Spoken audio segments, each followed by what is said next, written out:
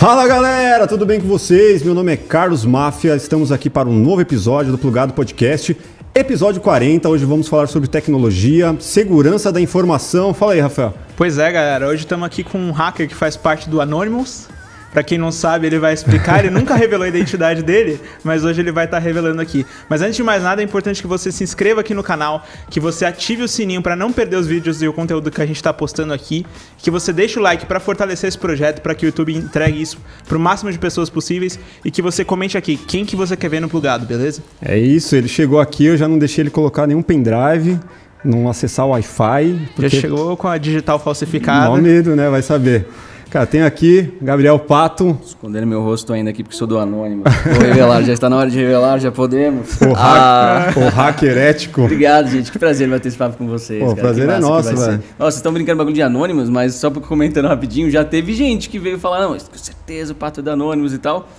E aí foi engraçado que os caras começaram a revirar o meu Instagram, uma galerinha assim, em busca de uma prova, alguma coisa que fala, não, esse cara era o Anônimos. E aí o cara achou uma foto minha com o Ronaldo Fenômeno, antigaço, antes de eu ser influenciador e tal. Tinha encontrado com ele num evento, enfim, que ele investiu no time do CNB, o time de esportes que é de um amigo meu, então eu tava no evento e tal, pude cumprimentar ele, tirar uma foto rapidinho, postei no meu Instagram. Essa galerinha que achou que ia encontrar uma prova minha sobre ser do Anonymous, viu essa foto e falou, não, agora essa aqui é a prova de que ele não é, porque um Anonymous jamais tiraria uma foto com o Ronaldo Fenômeno. Eu falei, cara, qual a relação de ódio do Anonymous com o Ronaldo Fenômeno? Não existe. Mas tudo bem, na cabeça deles isso foi a prova que eu precisava para mostrar que eu não sou o Anonymous. Mas é aquilo, a galera me pergunta real, né? Porque eu mostro, enfim, bastante do universo hacker no meu canal e tudo mais, eu sou um hacker. E a galera sempre associa com a imagem do Anonymous e perguntam muito, você é do Anonymous? Eu falo, cara, eu não sou. Mas se eu fosse, eu também diria que eu não sou, porque é esse o propósito, né? A ideia é realmente ser anônimo. Então, no momento que eu afirmasse... Acho legal explicar, né? Porque tem gente que não sabe nem o que é anônimo. Vamos lá. Fala pra galera aí. Pra galera, primeiro, o que é o hacker do bem? Legal, bom ponto. Porque, tem um público geral aqui que vamos situar as pessoas. Realmente, né? Porque quando você fala hacker, acho que a imagem da maioria das pessoas é do cybercriminoso. Sim. Né? As manchetes, quando estão falando de hacker, no geral, vão falar de algum golpe online. Aprontou alguma coisa. Da empresa que sofreu um ataque e agora tem que pagar um resgate pelos dados. Enfim, a imagem do hacker, infelizmente, é essa, porque é como foi propagado pela mídia, principalmente. Tanto que no meu começo, antes de eu ser influenciador, eu participava bastante de matérias na TV, né? Comentava notícias de jornal e tudo mais. E sempre que aparecia meu nome, eu pedia para colocar pesquisador de segurança da informação, não hacker, porque eu já sabia que ia causar esse estranhamento. Depois, claro, quando eu comecei a ter o meu canal e ter mais espaço para conversar sobre, eu cada vez mais comprei a bandeira de não, vamos mudar esse negócio agora, né? E comecei a falar hacker, mas ainda adicionando a palavra ético depois para reforçar a ideia, embora seja meio que um pleonasmo, assim, não faz... A figura do hacker por si só, a palavra hacker, não tem qualquer relação com o criminoso, ou com cometer crimes, ou com ser o cybercriminoso. O hacker é o cara que pensa fora da caixa, o cara que pega um código que foi desenvolvido para fazer X e consegue perceber que em determinadas situações ele faz Y. E com isso você tem um problema de segurança, um vazamento que levaria a um vazamento de dados, ou a derrubar uma aplicação, ou a, enfim, qualquer impacto de segurança que se possa ter. Então o hacker é o cara que está ali para pensar diferente a situação, para pegar um software, um programa de computador e perceber coisas que o desenvolvedor não percebeu e, com isso, ajudar a evolução. Então, o hacker ele é uma figura fundamental na evolução da tecnologia por conta disso. Ele pega algo que, pra gente agora está de boa, está funcionando, está bonitinho e a gente acha que é o 100% seguro, e ele vai questionar isso. Ele vai falar, não, eu acho que aqui tem problema. Ele vai encontrar um porém ali, né? Vai encontrar um porém. Ele vai criar hipóteses. Não, eu acho que se fizer isso, vai, testa. Não, estava errado. Mas agora eu aprendi que tal coisa, se eu fizer tal coisa. Então, é muito legal esse processo. É um processo... um profissional, certamente. O hacker é um profissional que tem um conhecimento técnico muito alto sobre a tecnologia. Mas, além disso, um ponto que as pessoas às vezes não percebem muito é que ele tem uma criatividade de tanto. Porque não é só você copiar... uma técnica e aplicar ela passo a passo, seguir assim, um caminho único e comum e pronto. Você não tem é só algo matemático ali, né? Exato, não é uma matéria exata. É você olhar para todo o contexto de uma aplicação. Então, pondo em exemplo aqui. Quero achar uma falha no Facebook. Eu vou abrir o Facebook como usuário, eu vou ter aquele universo de features de mensagem instantânea, de postagem, publicação em feed. Quando você diz features, são o quê? Funcionalidades do site. Então, eu posso postar no feed algum conteúdo, eu posso entrar num grupo, eu posso mudar os meus dados do meu perfil. Tudo isso são recursos do site. Certo. E o hacker vai olhar isso de uma forma criativa e vai falar, nossa, mas se eu juntar isso aqui com esse upload de foto, com essa mudança de grupo, com tal e tal coisa, eu acho que eu consigo fazer um outro cara entrar num link meu e eu vou fazer isso no perfil dele, eu vou alterar a senha dele, por exemplo. Sim.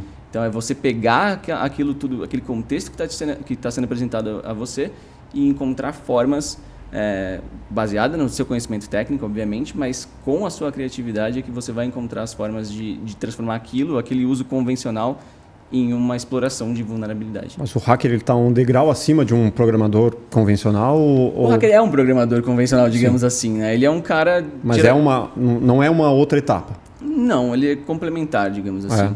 Ele é um cara que vai ajudar o programador, mas que não significa que ele seja melhor do que o programador. A gente vai falar, os críticos têm a tarefa muito fácil de ficar apenas olhando, apontando os erros. É um pouco disso também, né? Mas é um cara que tem tipo assim, o cara fala, para criar, eu tô aqui me matando, né? Agora você vai lá achar o problema, é mais fácil. Então, inclusive quando eu vendia consultoria, né, de teste de segurança, no começo, que as pessoas não entendiam muito o papel do hacker, rolava um estranhamento. Assim, as equipes falavam, pô, a gente vai contratar esse cara que vai ficar enchendo nosso saco, apontando o nosso erro, sabe, tocando na nossa ferida. Tipo, isso causa um... E mostrando pro nosso chefe que a gente é incompetente, né? Exato. E esse é um problema muito grave. Se a gente for falar da relação dos hackers com as empresas, né, os hackers sempre tiveram... o hacker é o cara que quer ver a falha corrigida. Sim. Né? Ele é o cara do bem, ele é o cara que quer ver a evolução da tecnologia. E ele sempre foi muito curioso, sempre fuçou coisas por aí, sempre encontrou falhas em outros sistemas.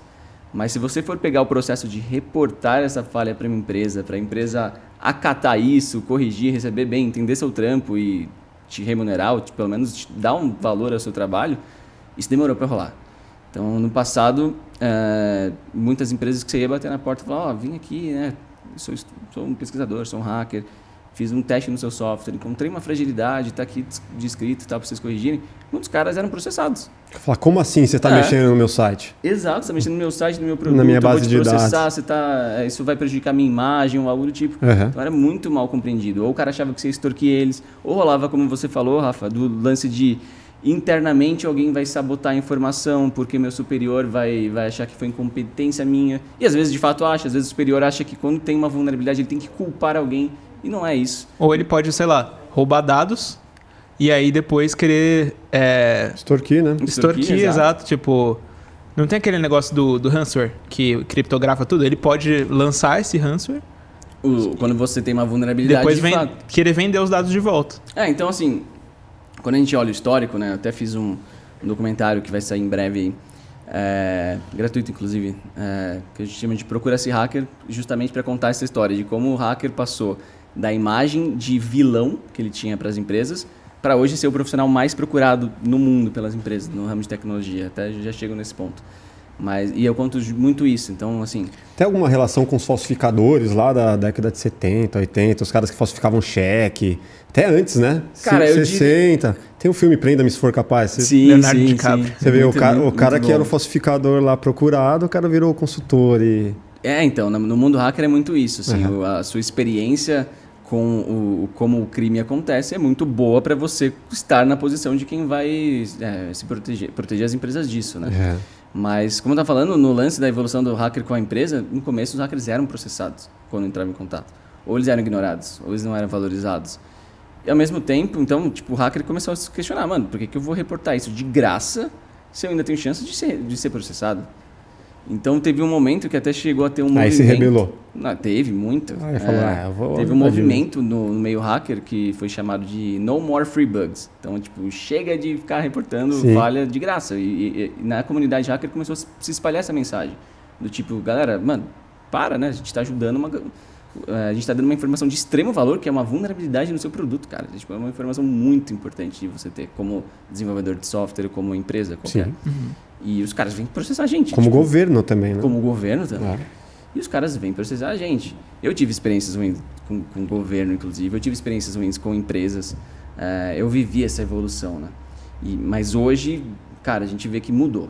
Hoje, de fato, o entendimento que se tem da figura do hacker ético, né? Que foi o nosso o que puxou essa linha do papo aqui. Hoje as empresas já estão entendendo que elas precisam desse cara. Pelo seguinte, a área de segurança da informação meio que se transformou nos dias de hoje, né? Mais recentemente, não só nos dias de hoje, mas mais recentemente, principalmente lá fora, todo mundo está adotando esse meio, que é dividir a segurança da informação em 2 times. Então, o setor da segurança da informação virou Blue Team e Red Team. Então, e qual que é a visão aqui? Qual que é a pegada? São 2 profissionais bem diferentes em alguns aspectos. E o Blue Team ele vai ser meio que aquele time tradicional da segurança. O cara que vai cuidar dos processos internos, de fazer as validações, o mapeamento de segurança, as regras, procedimentos, certificações e tudo mais. E corrigir vulnerabilidades, monitorar e tudo mais, né? Só que aí adiciona-se o Red Team, que é o cara que vai questionar isso. O time de ataque. É o time de ataque. Então você cria uma dinâmica de ataque e defesa, e essa dinâmica, quando bem executada, leva à evolução mais rápida da segurança, da tecnologia como um todo, e evita muita dor de cabeça. Por quê? Uma coisa é você falar que, cara, eu fiz toda a minha lição de casa aqui, eu tentei fechar todas as janelas da casa, eu tranquei o portão, eu instalei uma câmera, fiz XYZ, fiz tudo, e você acredita estar seguro, você acredita que cobriu todos os pontos. Mas quem te garante que você cobriu? Sim. Faltou o webcam, né, mano? Então, faltou o webcam. Então, faltou a Alexa. É tipo o treinador de um time de futebol treinando ataque contra defesa, né? Exatamente. Você faz eu falo muito desse ponto, exatamente. Imagina só, vamos falar de futebol então. Você treinou teu time. Ou você, sei lá, você falou as estatísticas de como o adversário mais ataca, você treinou os caras na academia e tal, preparou pro jogo. Como você sabe se o cara é bom no jogo mesmo? Só no jogo. Então, ou você simula o jogo, ou você vai ter que esperar um jogo de verdade, que vai ser o pior momento de descobrir que o cara é ruim. E no caso, se você fizer a divisão, você vai ter lá o seu time de ataque, seu time de defesa, e você vai treinar um contra o outro. Exato, porque aí você simula o cenário real. Porque se você for esperar um jogo de verdade... Sim, pra você treinar só defesa. Meu time tá lá, todo boladão, a gente treinou, estratégia, tudo... Mas só na hora do campeonato você vai descobrir se seu time é bom, cara, ali é tarde demais. Ali a derrota é uma derrota muito grande. Custosa, né? Exato. Quando você simula a parada, não. Uma derrota é um aprendizado, né? Sim. É um aprendizado, no caso da segurança, você descobre vulnerabilidades internamente, o Blue Team vai lá, corrige essa falha, todo mundo para, vamos entender por que essa falha aconteceu, que processos a gente vacilou para isso chegar onde chegou. Todo mundo aprende com a parada, falha corrigida, fluxo volta a acontecer. Então, o Red Team volta a questionar e tentar cutucar tudo e achar a falha. Né? Pode crer. Agora, você é um cara que, para programador, assim, você é um perfil bem atípico, né? Você pensa em programador, você pensa num cara introspectivo, tímido e tal. Você, influenciador, fala pra caralho. Pois é, eu acho que tem de tudo, assim. O estereótipo é uma parada meio... generalizar demais, né? Mas, de fato, eu acho que a galera... A maioria dos programadores que eu conheço, os caras também são bem fechados. São mais fechados, né? E eu, sei lá, sempre gostei de comunicação, né? Em paralelo com tudo que eu sempre fiz, né? De hacking e de tecnologia, que eu comecei a estudar muito, muito cedo. Com 10 anos de idade, comecei a estudar programação e tal. Querendo ser hacker já. Mas, em paralelo, eu sempre tive meus projetinhos, né? E eu sempre gostei muito de games, de jogos. Mas projetinho você diz o quê? Você trazia um pouco de empreendedorismo ali, de querer criar uma parada para vender? Sim, tipo, quando eu tinha, sei lá, 12, 13 anos, por exemplo, eu tinha uma rádio web, porque na época não dava para fazer live de vídeo. Sim. Tinha uma rádio web que cobria campeonatos de games. Então a gente narrava os campeonatos de Counter-Strike, bem porcamente, assim, bem zoeira. Nada transmitido de vídeo, só a parte de áudio mesmo. Naquela época acho que nem tinha Nem live. Nem dava. Que ano que era isso? 2005, 2004, por aí. Nem dava, cara. A gente comemorava quando a gente tinha um servidorzinho com 512 kbps de banda para subir nosso servidorzinho de rádio, pra você ter noção. E aí em 2008... Tinha muito ouvinte isso aí ou não? Chegava a pegar uns, sei lá, de 50 a 100, que na época que não tinha rede social para compartilhar era muito. Ficava o pessoal no chat de RC, que não sei se vocês pegaram isso. Talvez o Máfia. Eram chatzinhos, uma sala de chat e tal, então tinha o chat dessa rádio, a galera dos ouvintes ficava lá conversando, enquanto alguém comandava a rádio, colocando as músicas e tal. E quando tinha campeonato de game, a gente ia até o campeonato e narrava, entrevistava os jogadores e tal. Então muita gente me vê no meu ciclo de amizade, quando eu posto no Insta e tudo mais, muito próximo da galera de esportes e vem daí, assim, porque algumas pessoas daquela época já estavam cobrindo esportes e até hoje estão no mercado, né? Entraram profissionalmente. Naquela época era uma brincadeira séria, depois eles entram profissionalmente. Então, eu tinha esse meu projeto de rádio e por gostar muito de rádio, eu acho que eu acabei desenvolvendo também esse lado da comunicação. Lance da oratória e tudo mais. Eu acredito que fazendo ali rádio não é simples. Né? Rádio é bom demais, né, cara? É legal demais. Mas você vai fazer a sua voz. E aí chegou um momento em que você tá de frente pra câmera é outra coisa. Você né? fala, vou virar um influenciador. Enquanto você ainda tá anônimo e é só a sua voz... Total. Assim, nunca passou pela minha cabeça virar influenciador. Né? Então, andando na minha vida aí, eu acabei o colégio, eu era louco pra ter independência financeira, abrir minha empresa e tudo mais na área de segurança. Então, com 18 anos, eu saí do colégio e comecei a bater na porta de empresas que eu já tinha invadido enquanto adolescente para tentar fechar alguma coisa, falando, tem um furo aqui, tá, tô te dando de graça esse reporte desse furo, mas se quiser aí dá o 360, né, estamos aí e tal. Sim. Então, minha vida profissional como segurança começou assim, então dando consultorias, tomei muita portada na cara, como a gente estava falando das empresas que não entendem, naquela época, então, era 2008, 2009, era esse nível. Mas teve uma empresa que me recebeu muito bem, que foi a Level Up, a empresa que fazia os jogos, publicava os jogos que eu adorava na época, que era o Ragnarok. E eu falo que eles, por um lado, foram os anjos da minha vida, tipo, do meu início profissional. Por outro, eles me iludiram muito. Porque, por um lado, o CEO, o Júlio, cara, eu devo muito a minha vida a ele, é um cara maravilhoso, Júlio Vietes. E ele foi o CEO da Level Up até o ano passado. E ele que me recebeu lá e viu um menino de 18 anos com uma falha, o cara me recebeu, ouviu, deu a atenção necessária, corrigiu as coisas e me contratou. E assim, foi engraçado, porque quando eu reportei a falha para ele e ele passou do estágio de aceitar a minha falha e falava, como é que eu te contrato?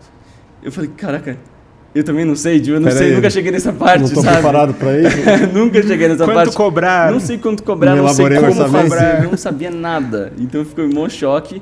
E ele pegou e me instruiu a abrir empresa, a gente jantava de tempos em tempos, dando vários toques de empreendedorismo, ele me recomendou para vários clientes. Então, assim, o cara virou meu mentor, foi um cara que mudou muito a minha vida, até hoje somos super amigos e tal, foi no meu casamento e tudo mais. Foi um cara ferrado, assim, muito legal mesmo. E é legal que quando você conversa com várias pessoas do mercado de games, várias pessoas falam desse cara também, do Júlio, que saíram do Level Up e que tiveram uma aula com ele. Então, um cara bem iluminado mesmo. Mas em que parte ela te iludiu?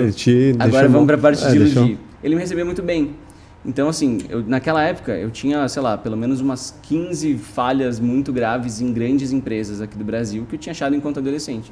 Eu não fazia nada, assim, não reportava e nem destruía nada. Meu exercício era encontrar a falha e parar ali, né? Então, não estava cometendo crime nem nada. Só que eu não reportava porque eu tinha medo de ser processado, era menor de idade, não tinha muito jogo de cintura e tal. Quando eu bati na porta do Level Up, eles me contrataram, me ajudaram pra caramba, me receberam bem, me recomendaram. Eu falei, cara, minha vida tá feita, porque eu vou fazer exatamente isso com todas as outras que eu tenho ali. Vou encontrar várias outras. Eu vou fazer um catálogo de clientes absurdo. E aí que eu falo que eles me iludiram, porque eu fui com essa fé falar com várias outras empresas e foi só portada na cara. Ali foi, tipo, ameaça de processo, gente pedindo pra eu parar de testar, que eu não tinha permissão. Teve reunião presencial, que as pessoas saíram da reunião no meio, assim, puta da vida comigo. Então, é difícil mesmo. Quem? Tipo os líderes de TI, esses caras de... Tem um caso de uma empresa, um grupo grande de comunicação, que já faleceu, o grupo não tem mais. Então pode falar, já faleceu. Mas é que é chato, os caras devem estar no mercado ainda. Mas enfim, era um grupo, por ser um grupo grande, eles tinham que ter representantes de várias partes desse grupo na reunião quando era um assunto institucional grande assim. Então, a reunião tinha o head de segurança, mas tinha o cara do produto A, do produto B, do produto C.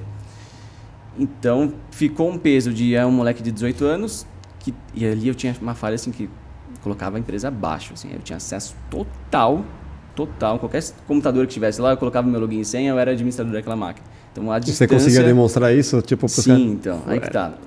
Quando eu falo que teve evolução de hacker em empresa, eu me coloco, eu fiz parte desse momento e eu assumo o meu lado da culpa de que, porra, os hackers também não sabiam se comunicar direito. Sim. Eu tava vendo isso, como que eu converso isso? E nessa reunião eu fiz uma cagada gigantesca. Por quê? O cara não tava muito confiante, ele nitidamente estava abalado pelo fato de eu ter 18 anos, no sentido de que, tipo, ele já era um cara de idade mais avançada, todo grisalho e tudo mais, e... a imagem que passava para os demais ali, né, dos outros produtos da empresa era que olha esse moleque que está sentado na mesa aí, que vocês não estão dando nada para ele, acabou com o meu império de segurança. E ele é o responsável. Então eu senti que ele sentiu esse peso. Sim. E começou a me desmerecer em muitas coisas. E eu comecei a ficar puto. Eu não sou um cara, talvez, naquela época eu não era mais muito polite, não era muito... Você tinha quantos anos, desculpa? Ali eu tinha 18. 18, é verdade. E eu não, sei lá, não sabia me importar numa reunião, assim. Hoje eu sou super polite, né, tudo certinho, mas naquela época eu talvez tenha deixado transparecer que eu tava puto. E assim, normalmente o meu trabalho... A sua abordagem era mais imponente, assim, ó, tenho aqui, isso aqui, assim? Pior que não. Ou era tudo... Era tranquila, geralmente eu tentava achar algum contato que fizesse uma ponte com alguém de cargo alto pra mensagem não se perder lá dentro. Isso aconteceu nesse grupo também, então veio de nível diretoria o pedido da reunião. E o cara, assim, sentiu... A primeira que eu achei que ele estava me diminuindo muito foi que a primeira reunião que a gente marcou lá, quando eu cheguei não tinha nem sala de reunião pra gente conversar, e o cara mandou um analista comigo pro café e conversar comigo numa mesinha de café. Eu falo, cara, tipo, nada contra fazer reunião no café, tudo bem, mas eu tenho um documento aqui com um bagulho muito crítico de vocês, e vocês querem que a gente fale alto aqui no meio do café, sabe? Então ele não tava pondo fé nenhuma em mim. Sim. Quando esse cara do time dele viu e constatou o que eu tinha para reportar, aí o cara falou, nossa, é uma bomba e tanto. E aí marcou essa reunião com essa galera toda. E nessa reunião que eu conheci esse cara, esse head de segurança, nitidamente ele estava abalado pela minha idade. Ele estava abalado pelo que aquilo representava para a figura dele, possivelmente. E estava me desmerecendo um pouco, sabe? Tipo, meio que sendo babaca, assim. E aí eu também estava ficando puto. E geralmente o meu trabalho, como eu falei, naquela época, né? Até porque não tinha legislação específica disso, naquela época era um pouco mais tranquilo fazer esse tipo de abordagem, hoje em dia eu não recomendaria mais. Mas naquela época eu encontrava falha nas empresas para bater na porta delas e falar, ó, de graça aqui, ó, essa aqui é uma falha, tá? De boa fé que eu encontrei, pode corrigir aí, não precisa me contratar nem nada, não tô pedindo dinheiro nenhum. Mas fica aquela referência, porque, pô, quem encontra uma, encontra duas. Então, caso você queira, Vai saber, né? quantas outras falhas esse cara já encontrou. Então, esse era meu approach. E aí, então, nessa reunião, eu naturalmente mostraria essa falha pro cara. Mas conforme ele foi sendo babaca, assim, na minha cabeça eu já tinha cancelado qualquer vontade de trabalhar com eles. Eu já tinha me determinado ali que eu não ia querer trabalhar com esses caras. Então, para mim, enquanto antes de acabar essa reunião, beleza. E antes de eu chegar na parte que eu falaria da falha, ele já estava sendo muito babaca. E aí ele começou a questionar.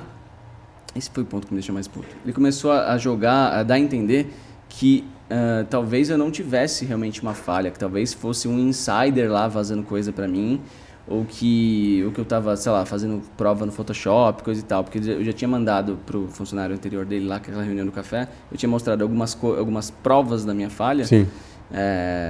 E o cara começou a questionar elas, falando que podia ser fake e tal. Aí eu fiquei muito puto. E aí o que eu fiz? E aí tá o meu grande erro. Eu acabei mostrando uma informação que eu tinha obtido do sistema deles, não deveria ter ido tão longe, confesso, né? Mas eu tinha pego... Caraca, como é que eu posso expor isso sem... Não, vocês vão sacar na hora que é a empresa que eu tô falando, mas tudo bem. Essa empresa, esse grupo, tinha uma publicação de revista adulta que fazia ensaios com as meninas, e como eu tinha acesso total dentro das empresas desse grupo, em uma delas eu entrei num computador de um editor, de um cara que tratava essas fotos. Sim. E peguei as fotos originais do cartão do fotógrafo lá. Então tinha fotos que não entraram para a revista, e as fotos todas sem Photoshop nenhum, com marca de tudo. Sim. E tal. Na época eu até brincava, mostrava para umas amigas minhas do colégio, falando, vocês aí ficam com emocional abalado vendo essas meninas de revista, achando que é máximo, olha os originais e tal, elas ficavam ouvindo e tal. E eu peguei e mostrei isso pro cara na reunião. Aí ele ficou puto da vida. Não, bateu na mesa, você não podia... Mas você mostrou o quê? Não entendi. Você mostrou as fotos sem tratamento?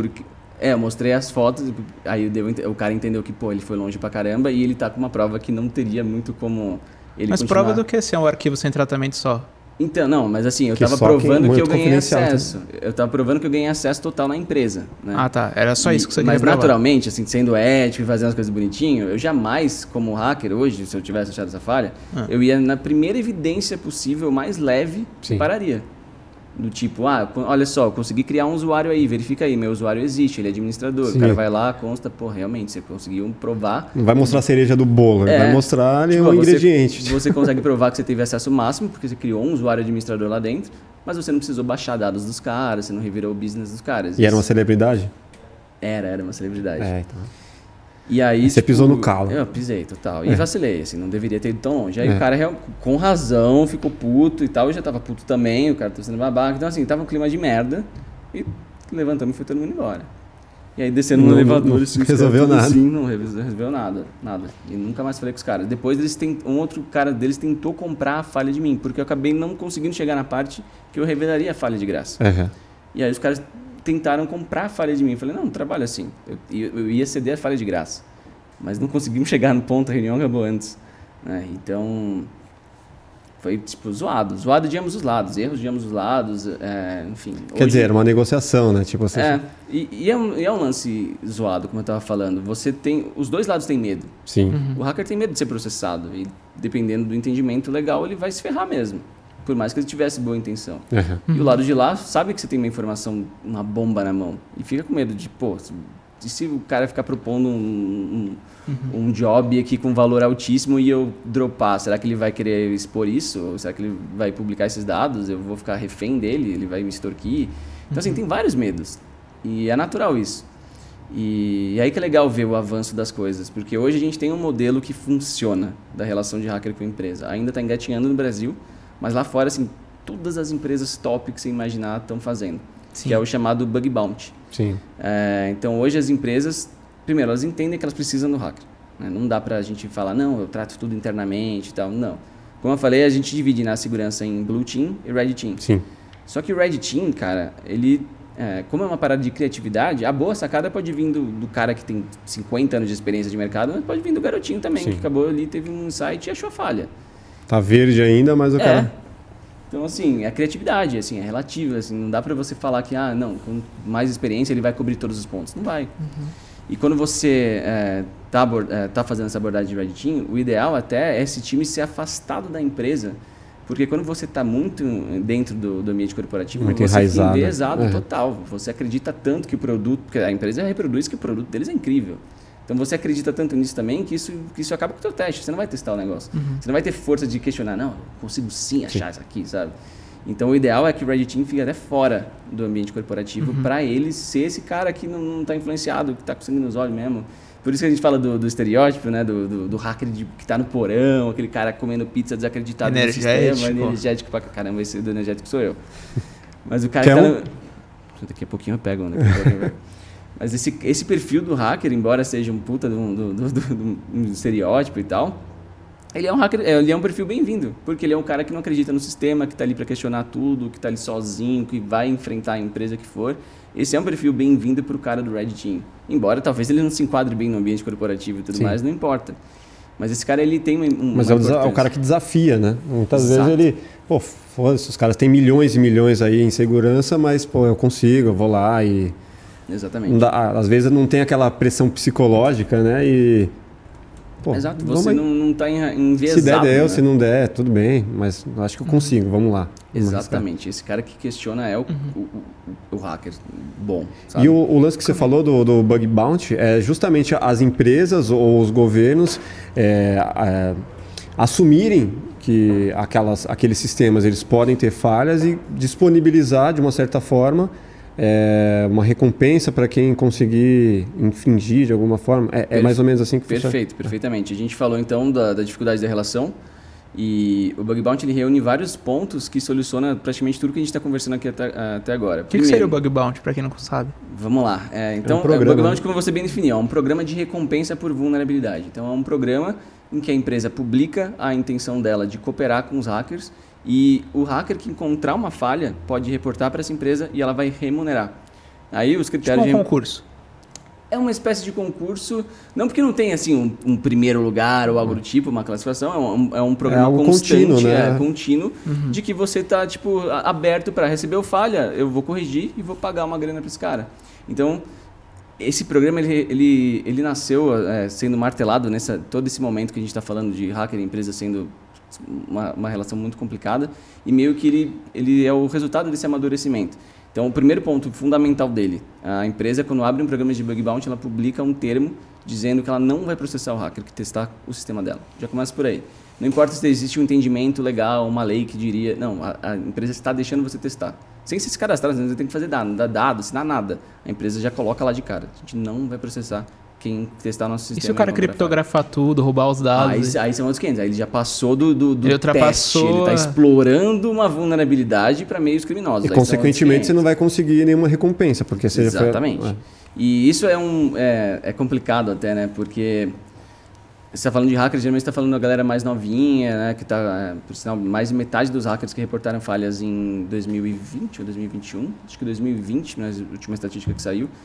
Cerca de 60% ou 54% tem na casa dos 18 aos 24 anos. Sendo que não existe a opção de marcar ser menor de idade. Então, assim, nessa galera tá os menores de idade também. Então, a maioria é novinho. E a galera que, por definição, é curiosa pra caramba. E tá sempre ali em cima do muro da legalidade, assim, andando em cima da linha ali, sabe? A linha tênue. Slackline. É uma slackline super tênue, cara. E, pô, às vezes você tem uma falha animal e...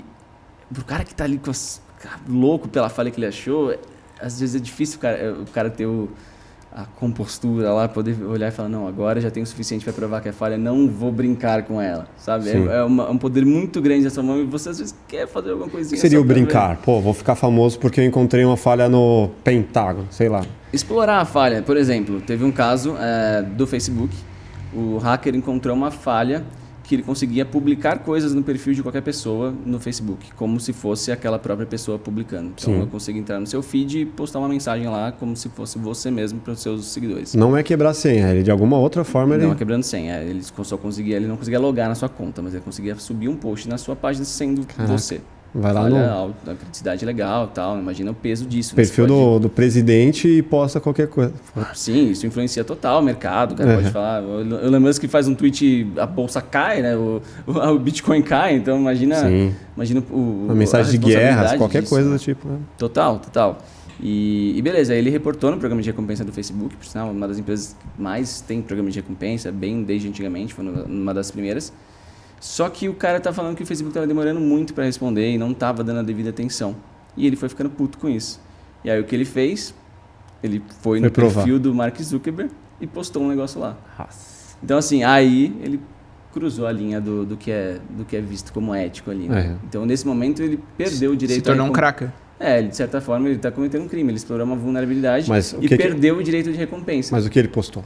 Não me recordo, cara. Mas não foi nada ofensivo, que denegriria a imagem do Face. Eu acho que não.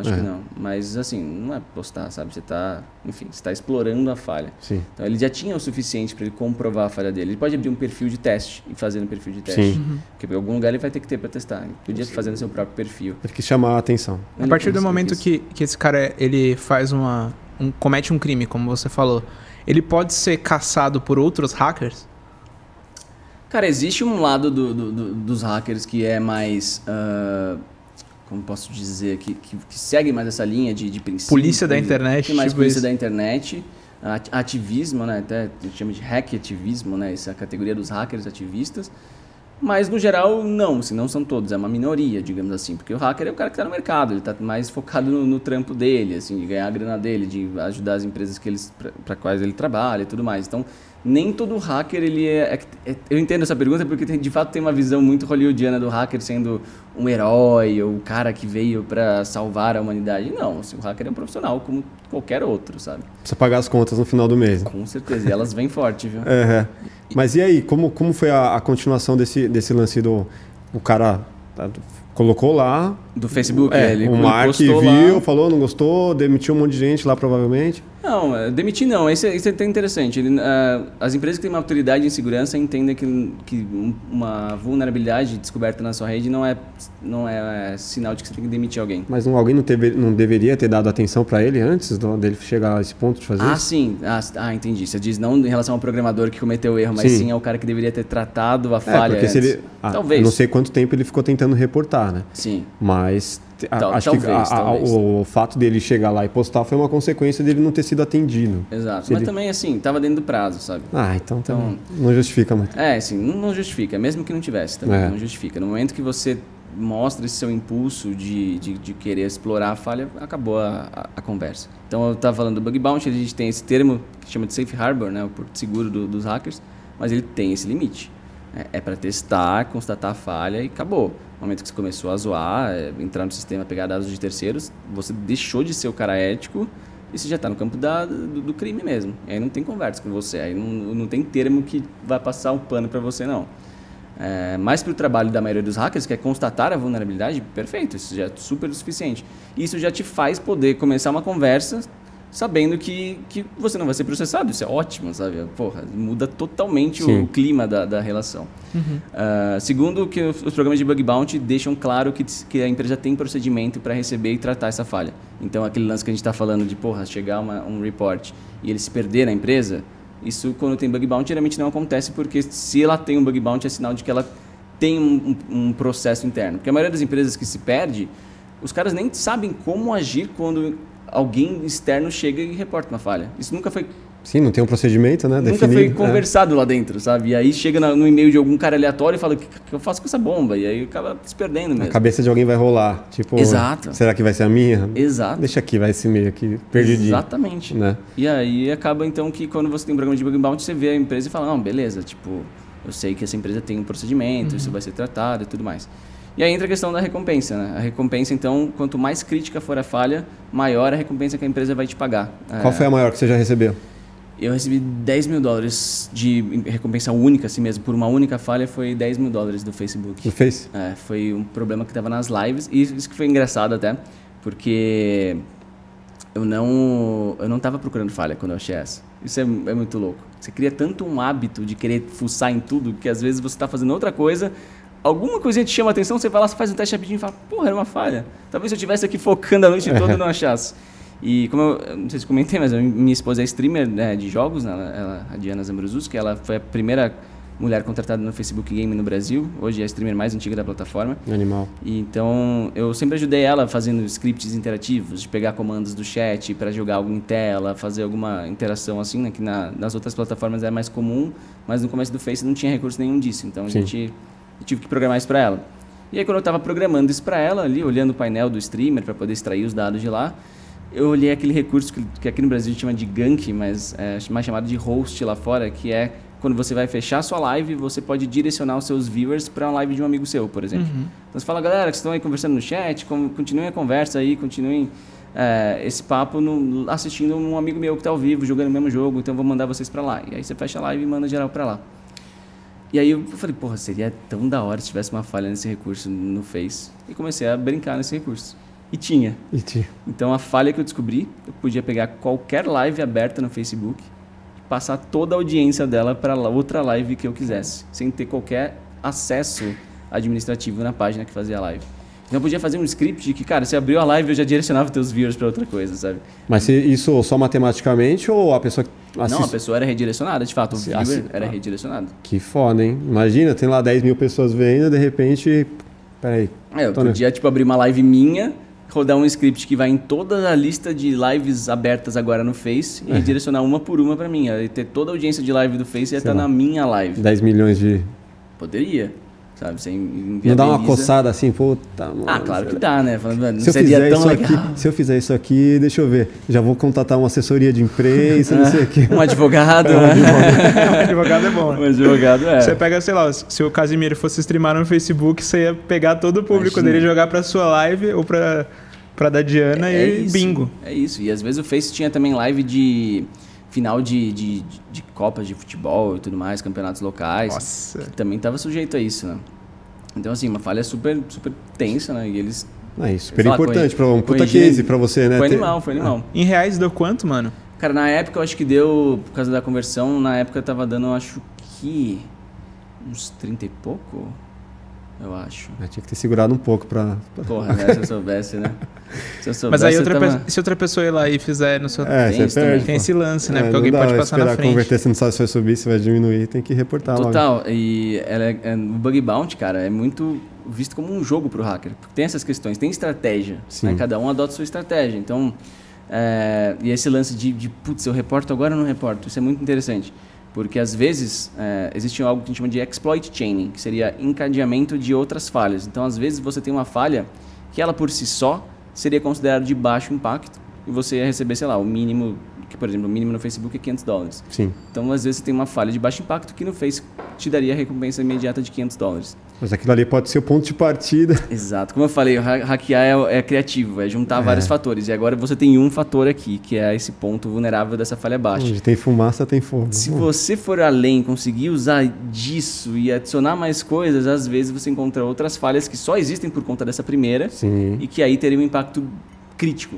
E aí de $500 ia mudar para $35 mil, por exemplo. Que foda. Só que aí você fica nessa, cara, eu seguro para passar mais dias tentando achar essa falha maior. Jogo de ou eu aposta, reporto logo, porque um outro hacker pode encontrar isso também, Sim. reportante de mim, e eu perco esse que eu já tenho na mão, né?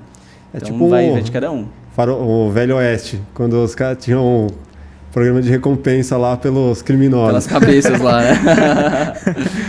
Pois é, então, aí você tem que ficar nessa de tipo, cara, você que faz sua estratégia. Aí tem várias estratégias, assim, por se dizer que... Continuando o paralelo ainda, né? Peguei uma gangue, mas peraí, eu vou soltar um de cada vez, porque eu vou pegar uma recompensa de cada um. Até entregar o líder aqui Tem do bando.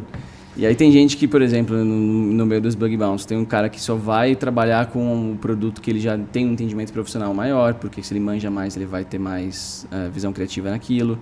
Tem o cara que vai, tipo, então em vez de eu pegar, tipo, fazer o programa do Facebook, eu vou ver quais empresas estão usando o software XYZ e vou focar em falhas do XYZ em todas essas empresas ao mesmo tempo.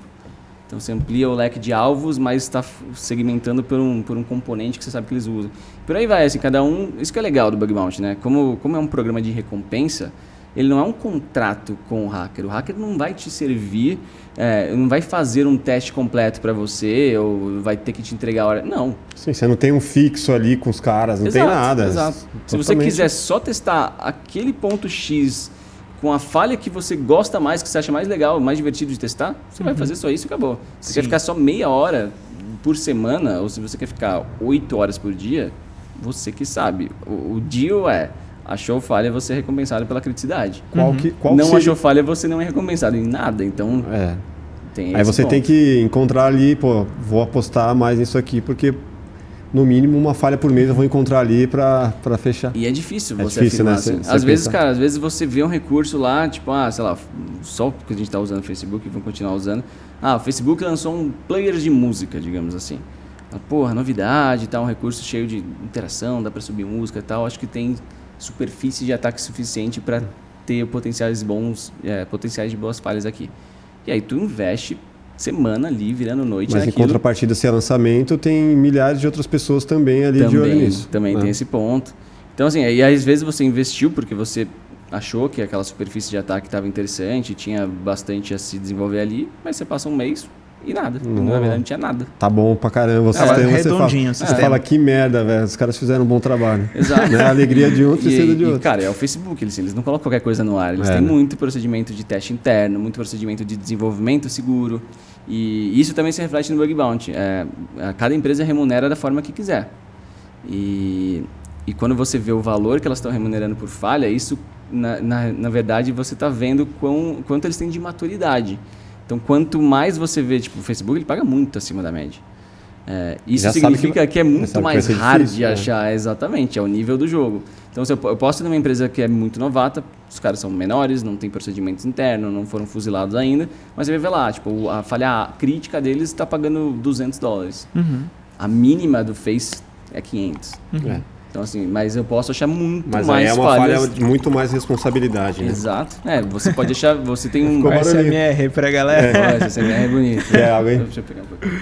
Cara, uma coisa que eu fico pensando é, por exemplo, é possível um outro hacker te hackear durante o processo do Bug Bounty e ele espelha a sua tela, não sei o que ele poderia fazer, para roubar o seu processo e sair na sua frente? Poderia, mas é que assim... Se o cara tá hackeando o outro hacker, eu acho que é mais fácil ele ir lá direto e achar a falha dele. Depende, né? Porque não vai ser fácil hackear um hacker também, né? Exatamente. Então, é mais fácil ele usar esse potencial para ir direto na empresa e tentar a sorte dele e achar a falha do que ficar... Mas não é mais fácil te prejudicar como pessoa física ou digital ali, né, hacker, do que uma pessoa jurídica, uma empresa... Talvez que tenha uma defesa muito mais forte. Não sei, eu vou falar que... Vamos lá, quero ouvir o que você acha disso. De forma leiga. Acho que quem é hacker, acho que ele vai colocar todas as formas de segurança ali possíveis para que ele não caia nos mesmas armadilhas que ele sabe que qualquer empresa pode cair, né? Não sei. Ele não vai ser descuidado a ponto de deixar alguém invadir o sistema dele. Quando você sabe como o seu inimigo ataca, é muito mais fácil você se defender, né? Acho que muito dos problemas de segurança que a gente tem hoje em dia das pessoas é porque elas não manjam. Sim. Então, para elas, ela não sabe se clicando num link já é o suficiente para você ser invadido. Ou se recebendo uma mensagem X que tem um monte de emoji estranho já é uma invasão ou não. Ela não sabe como funciona. Sim. E para o hacker que sabe como o ataque provavelmente vai acontecer, ele consegue usar esse seu conhecimento para o seu próprio bem, para se defender. Mas o ponto que você perguntou então era se eu entendi essa última pergunta, era se é mais fácil invadir uma pessoa física, um usuário, ou se é mais fácil invadir uma empresa. Pode ser. O que vocês acham? Empresa. Você também acha empresa? Depende da pessoa física. E depende da empresa. Bom ponto. De fato depende de muitos fatores aqui. Eu acho que de um hacker, se você comparar invadir o sistema, ou ali todo o PC de um hacker e invadir o PC o sistema da Pernambucana, sei lá, talvez seja mais fácil da Pernambucana. Sem dúvida, sem dúvida. Assim, no geral, né, de fato, não tem uma resposta simples, eu vou ter que argumentar para ambos os lados aqui. No geral, invadir uma empresa é mais fácil, porque essa empresa tem o que a gente chama de superfície de ataque maior. Sim. Vou explicar. Vamos supor que exista uma estatística, não sei se existe uma estatística que diga isso, mas vamos supor que a cada 1000 linhas de código programadas, uma falha seja adicionada no código. Então, a cada 1000 linhas, um vacilo é cometido e isso causa uma vulnerabilidade. Uma empresa tem inúmeras aplicações rodando. Tem seu site de e-commerce, seu site institucional, seus webmails. Vários usuários. Vários usuários e tudo mais. Então, quanto mais ela põe no ar, disponível para as pessoas acessarem, isso a gente chama de superfície de ataque. Sim. Então, mais chances de se ter uma vulnerabilidade. Então, o hacker vendo essa situação, se você me fala agora, vamos tentar invadir a empresa X, a primeira coisa que eu vou fazer é entrar no site deles, mapear os servidores deles. Por quê? Porque os servidores estão lá para receber os visitantes. Então, eu sei chegar nele. Sim. É só digitar o site, eu vou chegar num servidor dessa empresa. Agora, cadê o usuário na internet?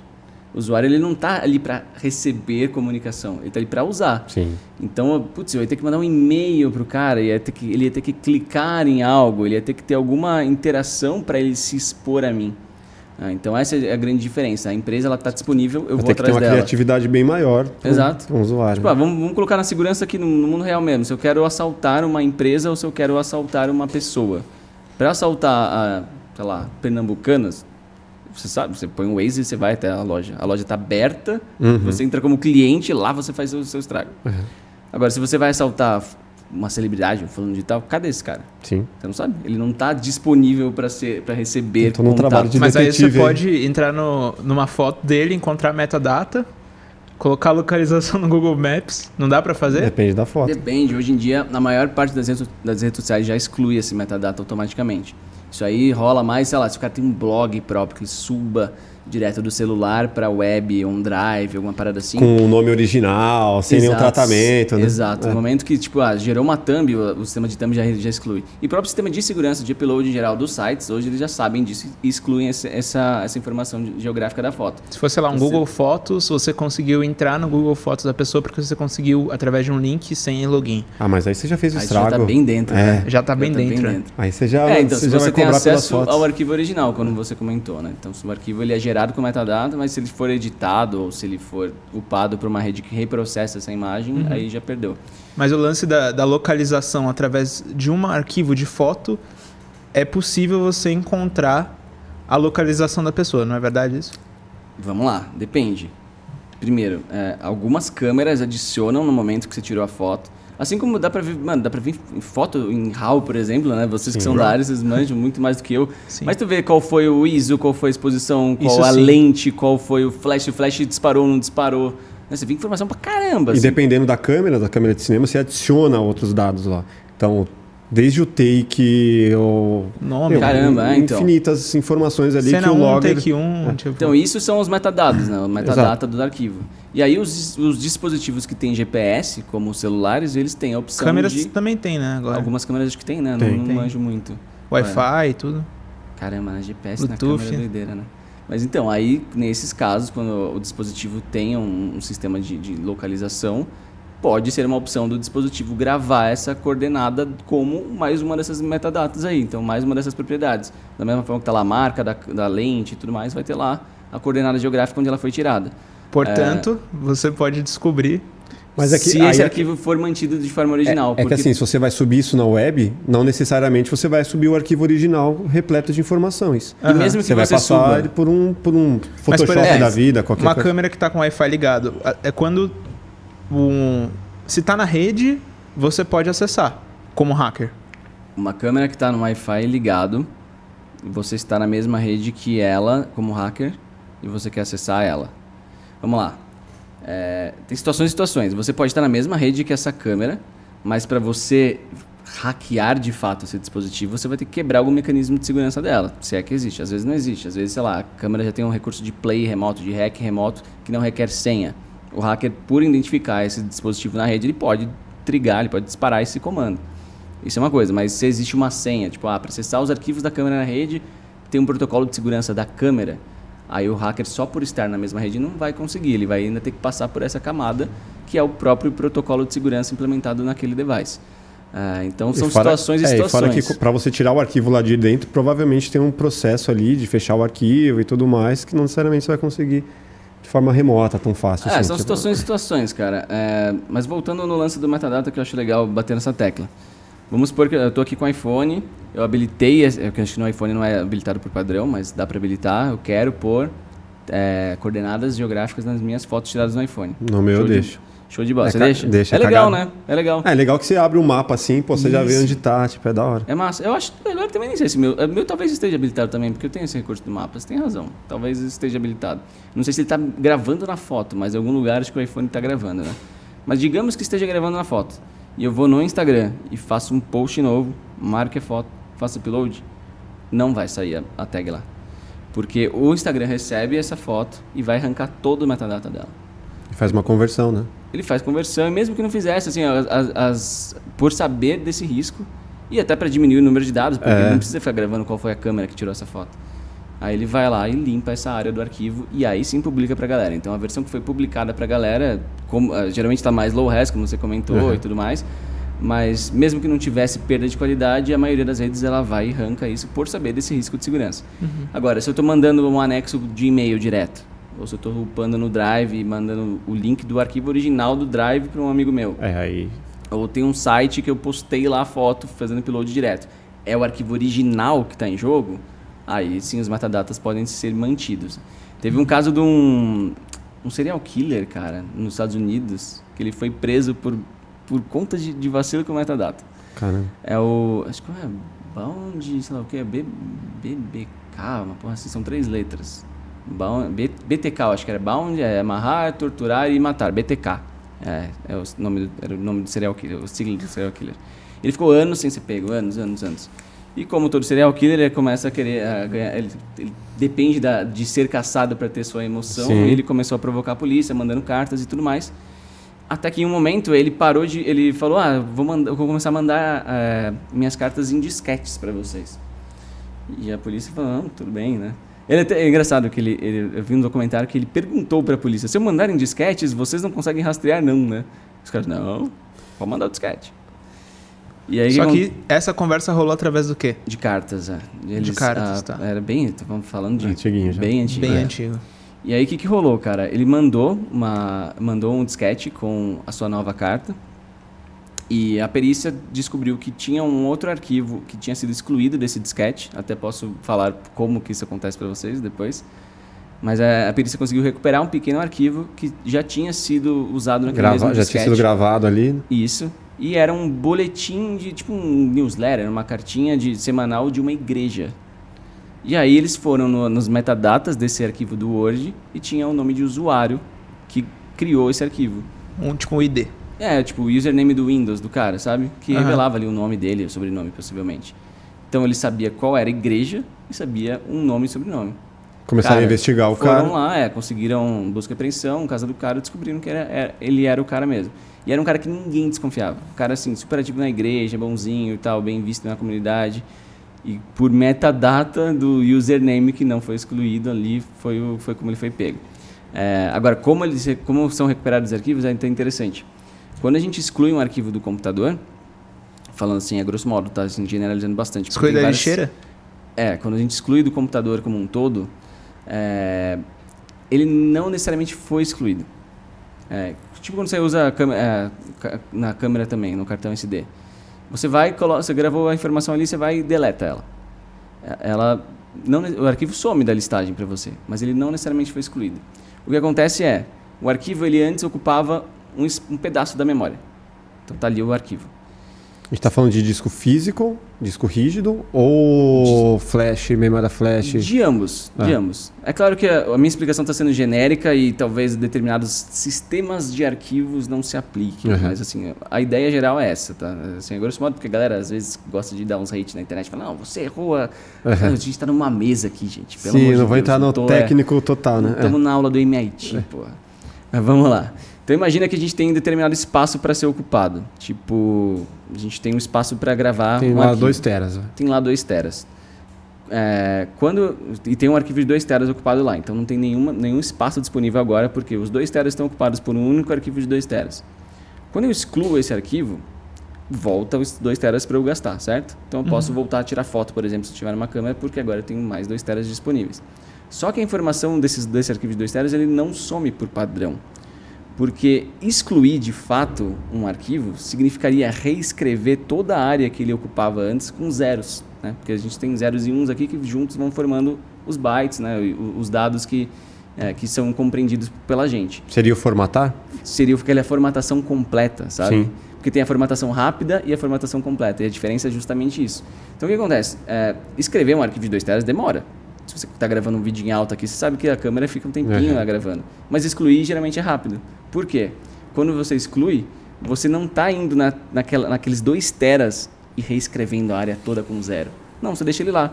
Só que uma referência de espaço em uso está dizendo, não, está vendo essa área dos 2 teras? Pode gravar por cima, está livre agora. Sim. Não precisa gravar como um arquivo.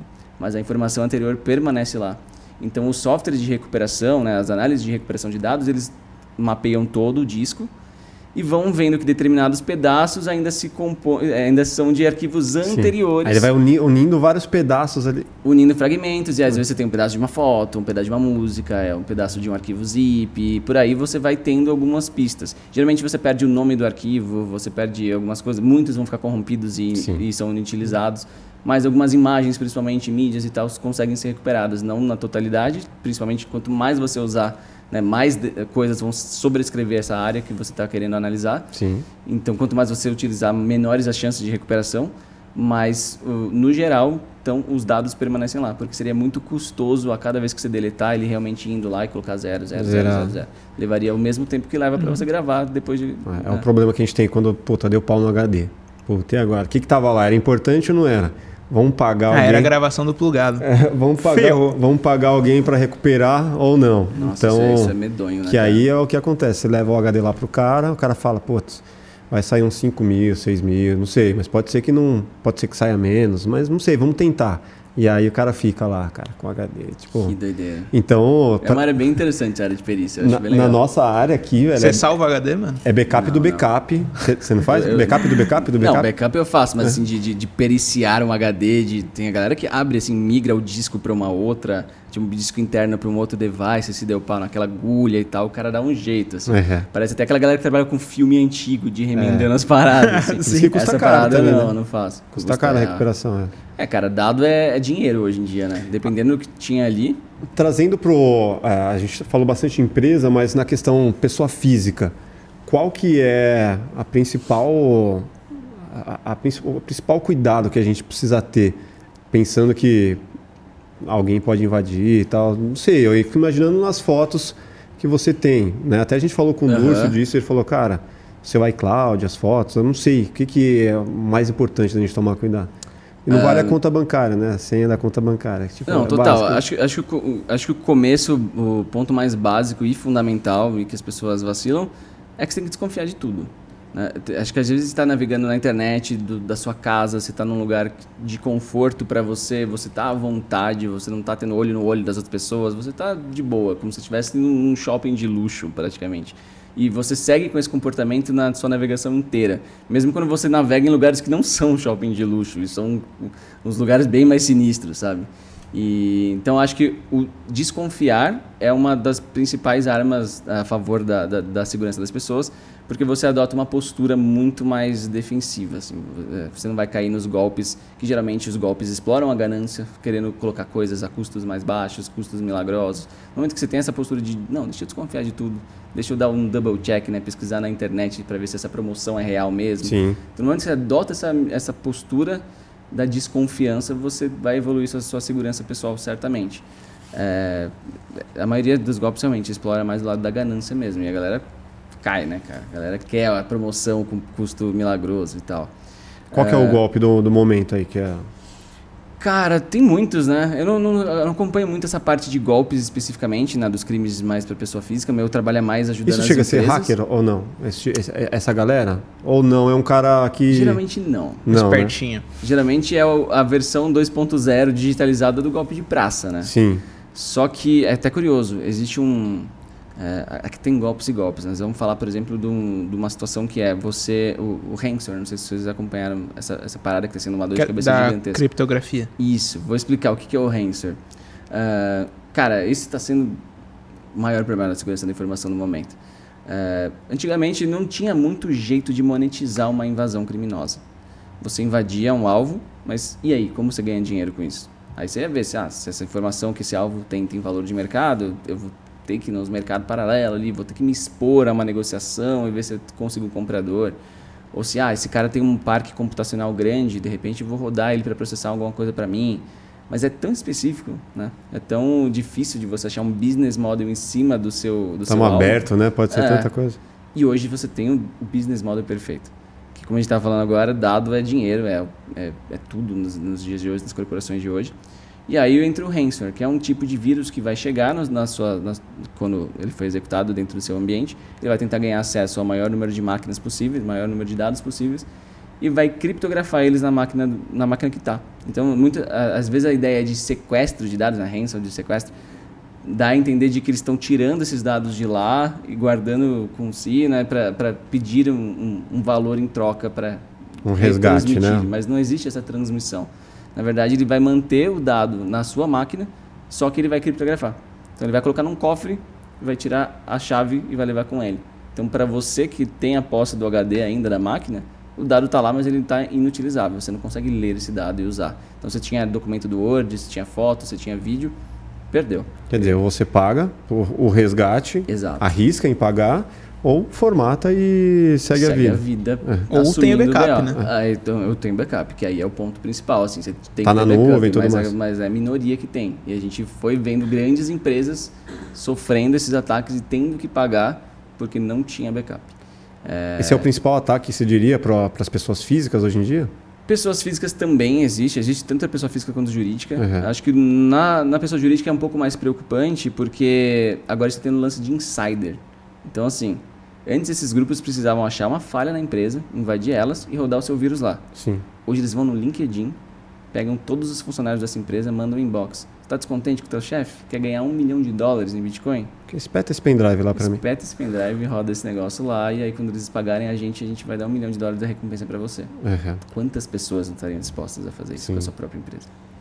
Então, não tem nem mais o papel da vulnerabilidade do cybercriminoso entrando externamente, explorando vulnerabilidade. Não, o cara tá realmente contratando pessoas. Aí vai da equipe interna já pensar, aqui não funciona pendrive, não funciona nada. Aí às vezes você chega numa grande empresa, né, você não consegue nem entrar no Wi-Fi dos caras, não consegue nada. Né? E é um saco, vira um saco para todo mundo, porque você tem que desconfiar de tudo, até do seu próprio funcionário. E é bem, bem chato, né? Acontece justamente isso. Os funcionários ficam putos com a área de segurança. A área de segurança é xingada o dia inteiro. O cara não consegue entrar no site que ele quer, não consegue plugar um pendrivezinho novo. Chama o técnico. Abre o ticket, né? Sempre, né? Então, mas é muito por isso, porque agora o inimigo pode estar ali dentro, né? Entendi. Mas então continua sendo o lance de alguma forma você pedir um dinheiro de resgate. Isso, porque como é um pagamento com criptomoeda, ele é muito pouco... Não vai ser identificado. É, não dá para identificar. E aí fica um timerzinho na tua tela e tal. Você tem até tal dia para pagar o endereço tal, senão você vai perder os dados em definitivo e tal. Mas é só perder ou expor? Porque às vezes a pessoa, dependendo do que o cara tem ali... Boa, bom ponto. Tem dos dois. Consigo ter um argumento bem maior para o cara pagar do que, beleza, perder. Total, tem dos dois, na verdade. Inclusive, está sendo até mais curioso, ultimamente tem um grupo que está ganhando muito destaque, um grupo de cybercriminosos, o Lepsus Group. Eles surgiram naquela invasão... Surgiram, pelo menos assim, a primeira vez que realmente ouviram esse nome em massa foi na invasão do Ministério da Saúde, quando o Ministério da Saúde saiu do ar com aquele sistema do Connect SUS e tudo mais. Uhum. E eles assumiram a autoria e todo mundo, pô, mas quem são esses caras? Tal, começaram a ver. E eles não tinham rodado um ransomware ali, eles não estavam tipo criptografando os dados. E estavam assim expondo pedaços de dados com provas bem fortes de que eles tinham acesso a tudo. Isso chamou a atenção, o fato de não terem rodado um ransomware. E aí eles continuaram as suas atividades com invasões muito fortes, assim, com invasões a empresas de muito nome. Eles invadiram a Samsung, pegaram parte dos códigos do Galaxy, invadiram a Nvidia, invadiram o Mercado Livre, também foram os responsáveis, eles afirmam pelo menos, naquela invasão da Americanas, que a Americanas ficou fora do ar, tipo, 4, 5 dias, tendo campanha no Big Brother rolando o site fora do ar, foi um prejuízo gigantesco. A da Renner também. Então, assim, várias empresas fortes e... Aliás, a da Renner eu não sei se foi deles, mas enfim. Várias empresas fortes sendo invadidas e eles falando pra galera, invadimos tal, assumindo. Nossa, só que eles não rodavam ransomware. O que eles faziam é pedir grana para não vazar mais. Só que, e mesmo assim, cara, esse é o mais curioso ainda, mesmo assim, a galera que estudou esses criminosos comenta que eles não são muito enfáticos, assim, eles não parece ser o real objetivo deles ganhar dinheiro, sabe? Embora eles peçam. É mais ostentar aqui, eles pô, eu mais consigo. zoando mesmo. É? E aí foi preso um cara em Londres, que estavam chamando de um dos líderes, era um cara de 16 anos de idade, foi preso em Londres. E aí fala, não, agora vai ser desmanchado. Passou uma semana e fizeram outra grande invasão. Então o grupo continua na ativa. E pela quantidade de empresas brasileiras que estão nisso e o fato de começarem no Connect SUS, né, no Ministério da Saúde, entende-se que deve ter alguns brasileiros no meio, ou portugueses também. Então tem um entendimento de que está bem ligado ao Brasil de certa forma, mas os caras seguem ativas e com nomes, né, com empresas muito fortes. E pelo visto, assim, pelo que estão entendendo disso, possivelmente é por esse método que eu te falei, de recrutar agentes internos mesmo. Sim, sim. E como que hackers trabalham em equipe, cara? Hacker se diz os criminosos. Perdão. Na verdade, é que eu ainda tô no conceito faz parte. Ser humano comum. Perdão. Falaria cracker ou não? Fala cracker, né? Cara, muita gente defende a história do cracker. Eu tenho um certo pé atrás, porque quando eu comecei a hackear quando era novinho, a gente chamava de cracker o cara que desenvolvia os crackzinhos, os programas de pirataria. Sim, comprar lá na Santa Efigênia. Então, eu aprendi que cracker era o cara, era o nicho do cybercriminoso, ali, do hacker, enfim, que desenvolvia os cracks. Mas, de fato, hoje eu acho que a ideia mais propagada seria que o cracker é o criminoso, mas eu tenho minhas dúvidas se vale a pena inserir um terceiro termo. Eu, como agora sou do lado da comunicação, eu super entendo o fato de que, cara, você tem 30 segundos para pôr uma matéria no ar. Se você for introduzir o que é o hacker, não sobra tempo para matéria. Sim. E a comunicação precisa fluir. Então, já pegou esse termo e os caras seguem usando. Mas eu acredito que cada vez mais martelando, a empresa se especializando mais nesses casos, a gente vai substituir o criminoso por cybercriminoso, que é basicamente o que ele é. Boa. E o hacker, aos poucos, deve ter a sua credibilidade da palavra restaurada, né? Perdão aí. Mas essa galera trabalha em time ou não? Os criminosos, sim, trabalham em times. E, cara, é um mundo, um universo. Assim, eu não estou dentro desse universo, não sou muito estudioso dessa parte dos crimes da coisa. Só do Anonymous, de resto. Só do Anonymous aqui. Mas eu tenho estudos até acho que foi da Kaspersky, não me lembro qual foi a empresa de antivírus, que fez um baita estudo sobre atividade criminosa, de cybercriminosa no Brasil. E você vê, assim, enraizado realmente as quadrilhas atuando e tudo mais. E você tem nichos específicos, assim, atuações específicas. Então, por exemplo, tem um grupo brasileiro que ele desenvolve esse vírus do ransomware, mas ele não aplica. Ele só vai ali e desenvolve a funcionalidade de criptografar arquivos, de pedir a grana e tudo mais. Isso é errado? Isso já é crime ou não? Cara, boa pergunta. Porque você desenvolve uma ferramenta para criminoso. Você é o criminoso? Ah, sim. Aí o cara que fabrica arma... Teoricamente, sim, porque se você fabrica uma arma de forma sem regulamentação ali, se você não tem autorização do governo para fazer a arma, você é um criminoso. Mas a arma tem uma legislação específica, né? Ela é proibida de porte. Tipo, o vírus não tem uma legislação específica que proíbe o porte de um vírus, digamos assim. Acho que o vírus por si só ele não é um crime, mas o uso dele... Não sei. Eu não sou da área jurídica, mas eu tenho... Teria que perguntar pro Durso. Alô, Durso, ajude-nos aqui. Mas eu acho que tem margem para diálogo aí. Eu acho que dá para entender que o cara que só desenvolveu e não usou, não necessariamente cometeu um crime. Inclusive, tem uma parada de... Embora a ética seja totalmente questionável, né? A gente não tem nem... Eticamente falando, o cara tá errado, fora. E isso me lembrou um ponto muito interessante que estava em alta recentemente. Que assim, quando você tem uma vulnerabilidade, o hacker pode reportar ela para a empresa original, a empresa corrigir, fazer todo aquele lance do bug bounty que a gente falou.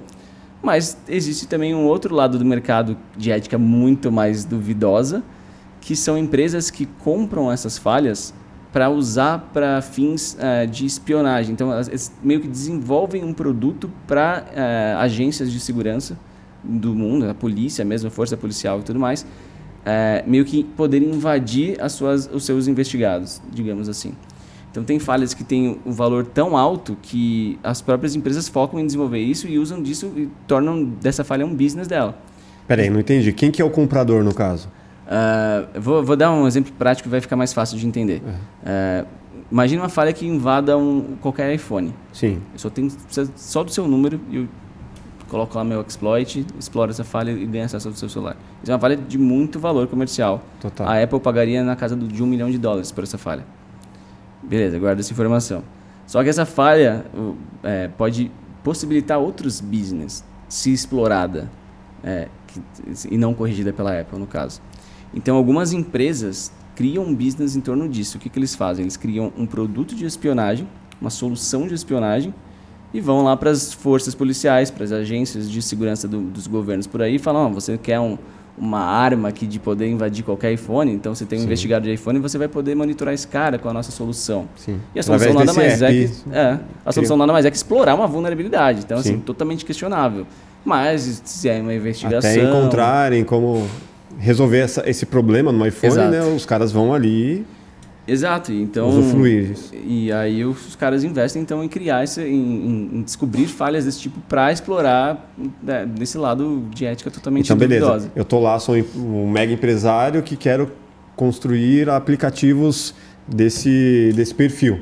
Então vou lá, crio uma plataforma em que hackers do mundo inteiro podem reportar possíveis problemas para que a partir disso eu crie aplicativos. Também, existe o lance mais em off, até de empresas que têm laboratórios internos para descobrir as falhas por conta própria e explorar, criando essas coisas de espionagem e tal.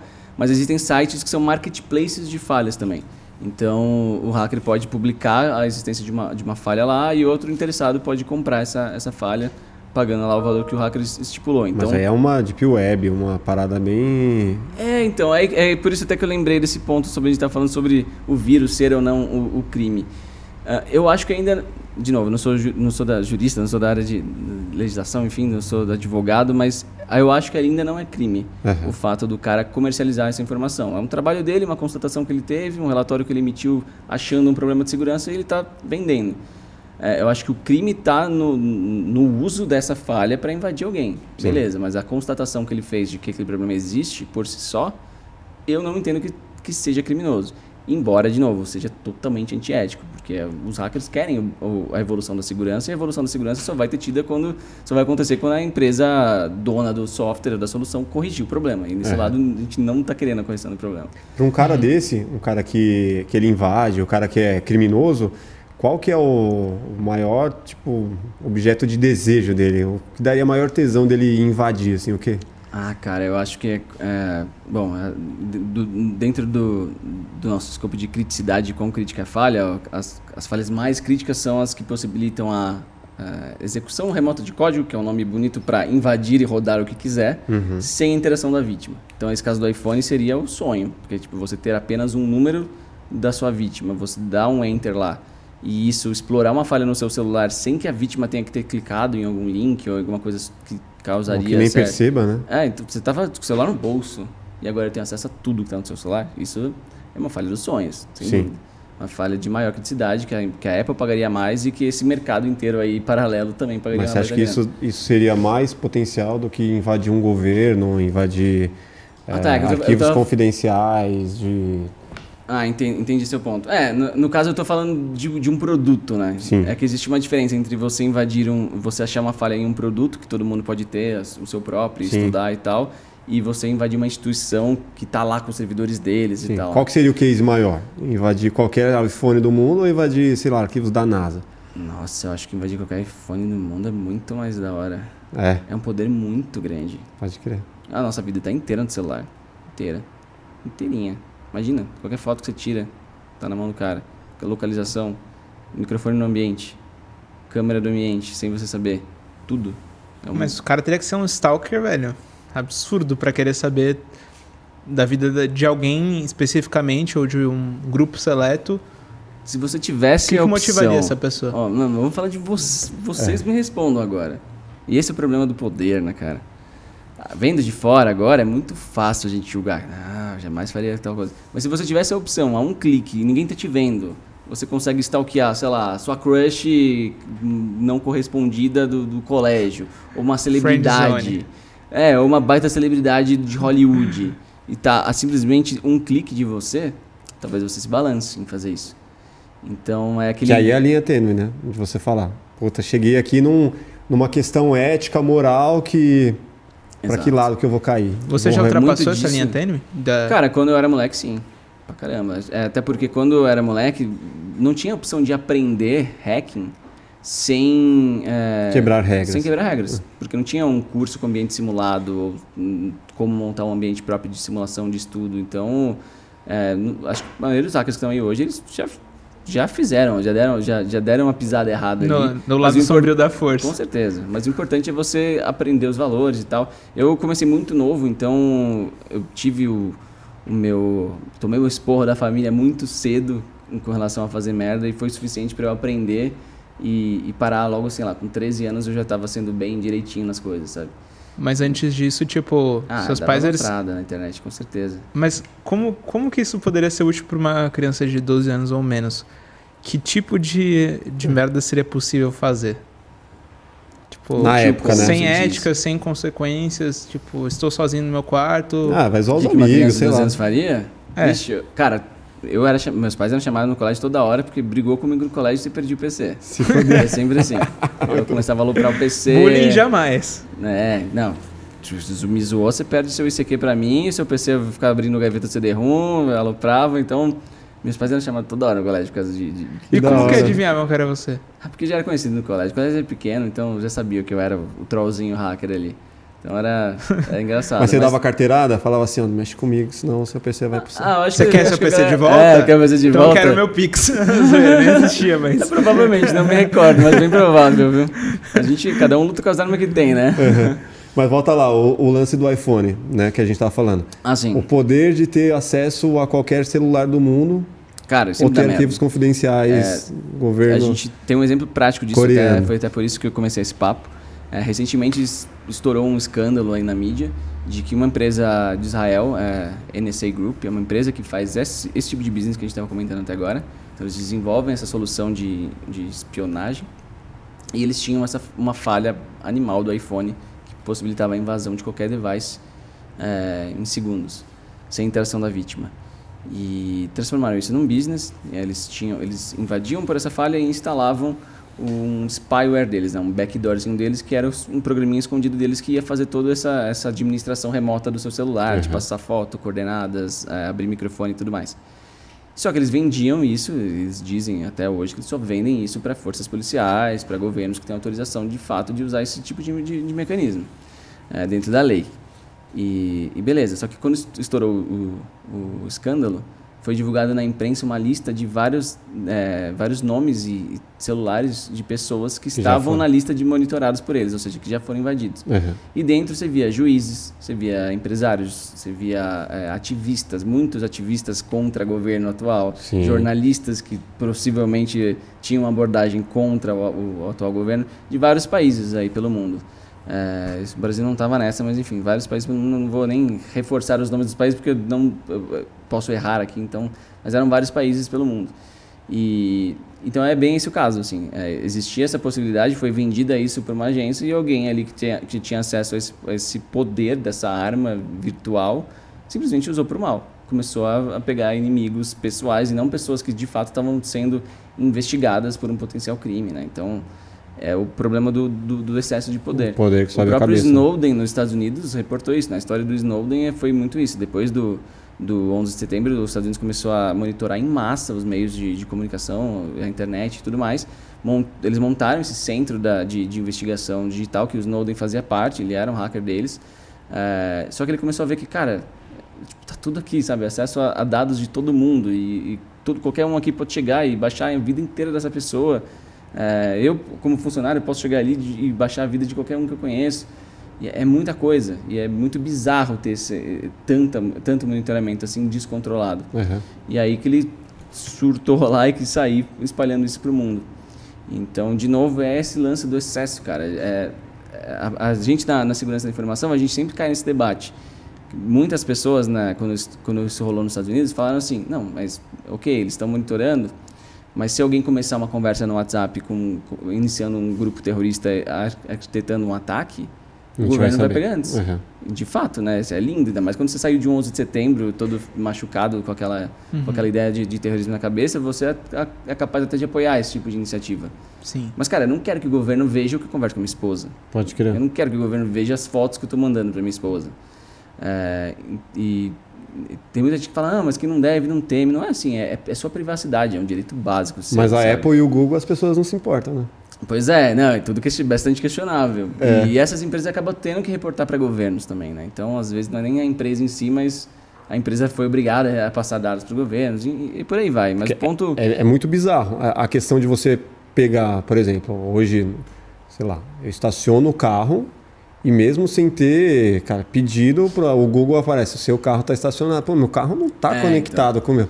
Ele só está entendendo que eu estou me deslocando e em determinado momento parei e chega um SMS, uma mensagem dizendo que eu estacionei. Outro dia eu recebi, eu falei, caralho, velho. Mas espera aí, não habilitei nada. Pelo menos eu acho que eu não tenho habilitado. Assim, né? Mas você se sente seguro hoje, mesmo sendo um hacker, você fala assim, puta, acho que eu tenho uma segurança aqui nas minhas informações. Nesse sentido, eu sou mais uma peça do tabuleiro desses grandes players. Eu uso o iPhone, eu uso o Instagram, eu uso redes sociais. Você não é aquele cara que é bitoladão, usa só o Linux? Não é o Linux? Qual que é? Eu uso o Linux, sistema operacional, mas não por ser bitolado em algo assim. Mas, de fato, tem gente até que me critica, ou sei lá, brinca comigo de certa forma, porque a minha casa tem um monte de lâmpada smart, né? Sim. Wi-Fi. Mais portas para invadir. E aí falam, pô, mas você aí usando esses devices chineses e sei lá o quê. Cara, porque antes de hacker e antes de gostar de segurança da informação, eu gosto de tecnologia. Sim. E eu não vou parar no tempo. Porque, de fato, se você quer ficar 100% seguro, puxa o computador na tomada. Offline. Fica lá no sofá, de boa. Garanto, ninguém vai te invadir. É tipo a urna, né? Pra ser segura, deixa offline, né? Em teoria, né? Até ser... Não vou entrar nesse assunto, não, senão... Não, mas então, esse é o argumento, né? Sim, quanto mais distante da rede, de conectividade, mais difícil seria. Sim. E pra você é a mesma coisa. Estão te atacando, se desligar seu PC, não vão ter como te atacar, seu computador está desligado. Exato. Então, mas você quer ser essa pessoa desconectada? Você não quer. Pois é. Então, comigo é a mesma coisa. Quando eu uso smart devices lá, que a galera fala, pô, a segurança disso aí é questionável, de fato é. Mas eu tô pesando ali no meu risco, sabendo, obviamente, como a gente já falou, sabendo algumas coisas dá pra gente... Não vai fazer merda, fazer menos merda, mas de fato o risco eu tô passando. Total. Quanto mais superfície de ataque, mais riscos. E eu tô colocando 100 lâmpadas em casa, eu tô aumentando minha superfície de ataque. Mas eu não tô disposto a parar no tempo por esse medo, sabe? Sim. Falando nesse negócio de tecnologia, eu vi que você foi para uma feira de tecnologia em Las Vegas. E não sei o nome, você vai poder me dizer agora. E aí você me diz, o que você viu lá que tá chegando agora que te surpreendeu mais, assim? Cara, foi bem legal. Eu sempre quis ir na CES, né? A feira de eletrônico de consumo, a maior feira de eletrônico de consumo do mundo. Então, o que as empresas vão lançar de produto esse ano e nos próximos já tem meio que uma prévia lá dentro. Primeiro que eu achei bizarro o tamanho da feira. Eu não tinha noção de quão gigante era. Lá em Las Vegas, né, a gente tem a Strip, a avenida principal, que tem vários cassinos, muitos cassinos. E esses cassinos geralmente têm centro de convenção. Eu imaginei, deve ser algum centro de convenção de algum cassino a feira. O quê? A feira pegava, tipo, sei lá, 8 cassinos inteiros, sabe? Era um bagulho assim gigantesco. Tinha várias vans levando pra lá e pra cá pra você conseguir acessar todas as áreas. Eu não consegui acessar todas. Vi pouca coisa, digamos assim. Tipo, deixei de ver bastante coisa. Mas, cara, muito legal. Acho que talvez o que eu tenha achado mais da hora foi o carro da BMW mudando de cor. Não sei se vocês viram isso. Eu vi. A BMW mostrou um protótipo de um carro que muda de preto pra branco e pra tons de cinza. Com um botão, não é? Em real time, assim, você vê na sua frente o carro mudando de cor o tempo todo. Mas você tem que apertar algum botão? Em teoria, assim, não existe ele implementado comercialmente, mas os caras dão um exemplo, por exemplo, você vai estar na garagem do shopping, não está achando o seu carro, você aperta aqui, o seu carro vai ficar piscando inteiro e você vai sacar onde ele está. Mas o que é o material? Aí que tá, é muito legal, cara. Eu conversei até com o engenheiro da BMW, um cara me explicou lá algumas coisas internas deles e tal, que eles estavam loucos para mostrar isso para o público, embora ainda tenha muito chão para lançar isso como produto. Mas é um envelopamento que eles criaram usando aquela tecnologia do e-ink. Sabe aquela que tem no Kindle, aqueles leitores de e-readers, né? Pra você ler livro que parece um papel mesmo. Pastoso, assim, né? Isso. Não sei se é pastoso o termo, né? Mas é mais fosco, né? Isso, é fosco e tal. E essa tecnologia, eles conseguiram desenvolver isso tão fino que virou um envelopamento. Então, ele envelopa o carro inteiro com isso e vai controlando ali. Essa tecnologia, ele usa magnetismo para colocar as partículas de preto ou branco para cima e para baixo. Então... Você tocou no carro? Toquei. Eu vi qual todo. Que é a... Ainda tinha uns acabamentos bem mal feitinhos, então você via que determinadas partes do carro, dependendo da curva e tal, você via que sobrava alguma coisinha de um lado ou de outro. No meu Instagram eu até postei um Reels mostrando todo o carro e tal. Mas é muito impressionante, porque como ele é fosco, não parece que, sei lá, alguém colocou um painel de LED na parada, que faz algo totalmente artificial. Que seria tosco, né? Que seria tosquíssimo. Não, ele fica do lado de um carro preto, sendo um carro preto normal, e de repente aquela porra muda pra branco, sei lá, caraca, é muito irado. E agora, mano, imagina o problema de você ralar esse carro na rua, assim. Porra, velho, acabou com esse caríssimo. Então, assim, não sei quão prático isso tá pra produção. Sim. Eles falaram que não tem nenhuma visão de lançar isso ainda e tal, mas que a tecnologia ficou animal, ficou. Falando de carro, é possível invadir? Porque, por exemplo, um Tesla, né? Ou vários outros carros que tem ali, né? Tecnologia cada vez mais foda. Dá para invadir, teoricamente. Dá para invadir. Não significa que eu vou sair daqui invadindo todos os Teslas que estão pela minha frente, mas é mais... Fica esperto aí. Pois é, Rolandinho, Bruno Masi, galera que tem o Tesla. O Educoff, não é? Educoff acho que tem lá na gringa, né? Tem. Fica esperto. Educoff também, aí ó. Mas então, é mais uma área de atuação. Então, assim como tem hackers focados em achar falhas em equipamentos hospitalares, tem a galera que está fazendo pesquisa em segurança de veículos. É software, né? Então da mesma forma que todo software pode ter falhas, pode ser exploradas. Mas seria da hora roubar um Tesla à distância, né? É animal. Teve Manda ele vir até você, né? Então, você não precisa ir lá. Caraca, muito inteligente. Mano, lança um vídeo no seu canal. Invadiu o Tesla do Rolandinho e olha no que deu. E trouxe ele até a minha casa. Não ia nem fazer vídeo não, ia ficar na minha casa lá, ele nem ia saber que tá lá. Mas a galera até pede, eles já vieram me pedir, o Rolandinho e o Mas vieram me perguntar se você consegue pegar um Tesla aqui e dar uma hackeadinha no mapa, porque o mapa do Autopilot não funciona no Brasil.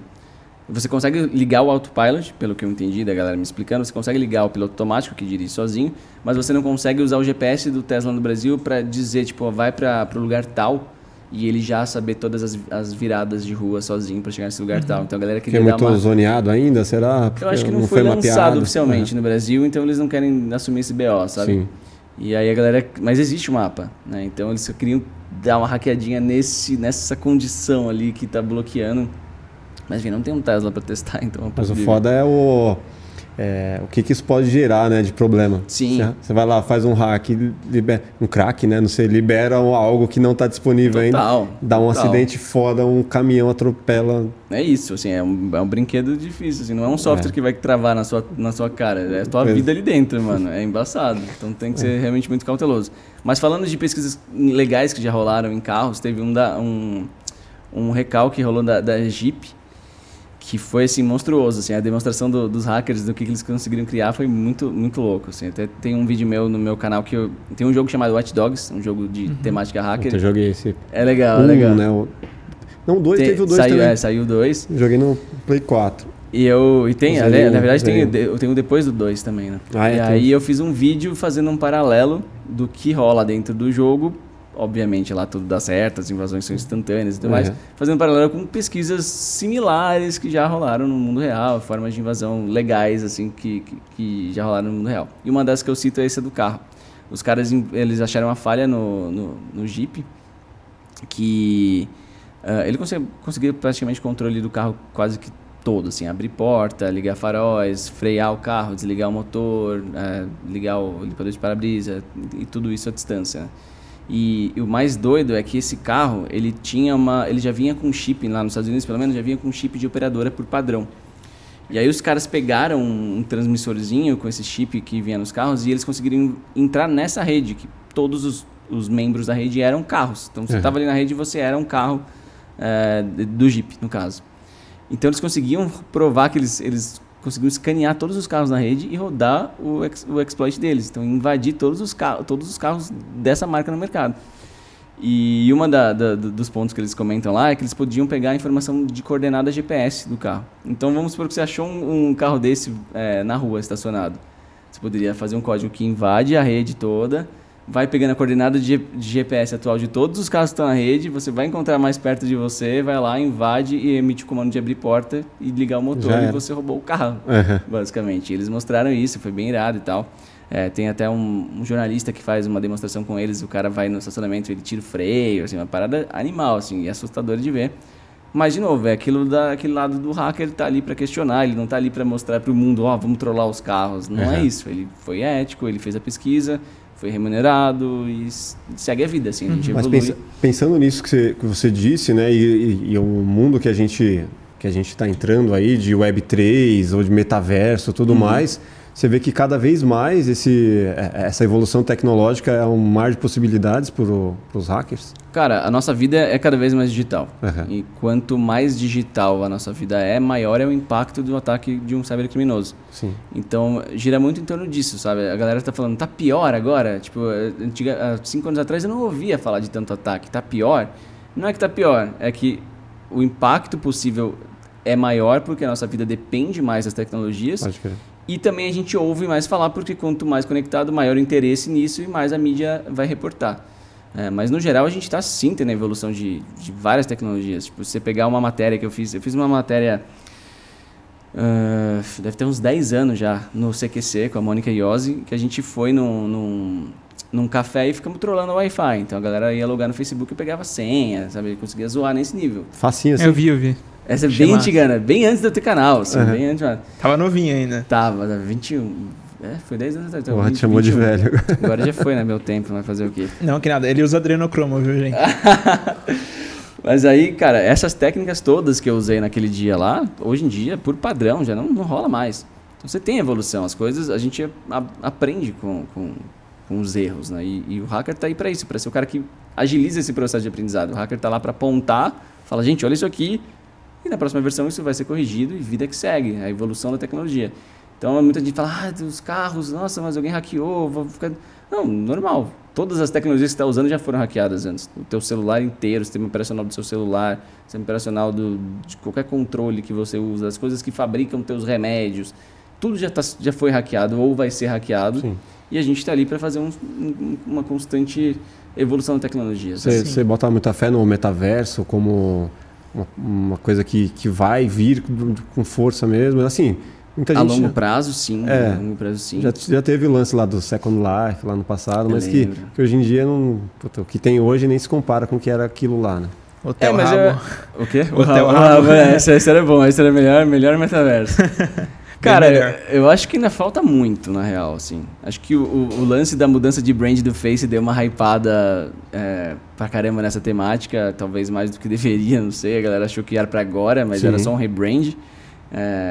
E talvez a pandemia também tenha possibilitado mais as pessoas de entenderem que, caramba, a gente já está fazendo... Pessoas que nunca tinham feito uma call na vida e que iam ser contra a Macau, estavam fazendo a call, estavam trabalhando remoto. E eu acho que isso estimulou a galera a entender que funciona o remoto e que daria para o remoto ser ainda melhor com o ambiente todo virtual e tudo mais. Então acho que meio que, como posso dizer, que deu uma incendiadinha na galera que queria pensar mais, né, nesse lado do metaverso. Mas falta muito ainda. Se a gente for falar tem conceitos e conceitos, mas se a gente for falar do metaverso de imersão total, com óculos de realidade virtual e com luvas que você sente a parada toda... ainda tem muito avanço pela frente, mas eu acho que é o caminho, sim. Acho que vai chegar lá no momento em que você tem um avatar ali, em que você vai poder fazer negociações ali. Total. Só que, pensa, você é um hacker. Tipo, eu posso ser quem eu quiser nesse novo universo. Beleza, então vamos lá. Agora invadir o seu perfil e tô lá com o seu avatar, com o seu... Tipo, assumir a sua identidade. Assumiu o Snoop Dogg ali, roubou o terreno dele. Isso é tenso. Como eu tava posicionando, né? Tipo, quanto mais a gente é digital, maior o impacto da atividade dos cybercriminosos. Pode crer. Cara, se a gente tá no metaverso, que a gente tá submerso assim, o dia inteiro como um avatar, o valor desse nosso avatar pra gente é altíssimo. Né? Pode crer. É a nossa vida representada nesse universo. Então, a atividade de cybercriminoso ali vai ser muito tensa também. Vai ser um impacto muito grande para essas vidas. Tem muito trabalho aí pela frente. Tem. Quando a gente vê tipo, machine learning, a gente começa a discutir assim, sobre o impacto que pode ter. Vocês já chegaram a ver aqueles deepfakes, né? Aquelas montagens que substituem rosto de ator por outro e tudo mais.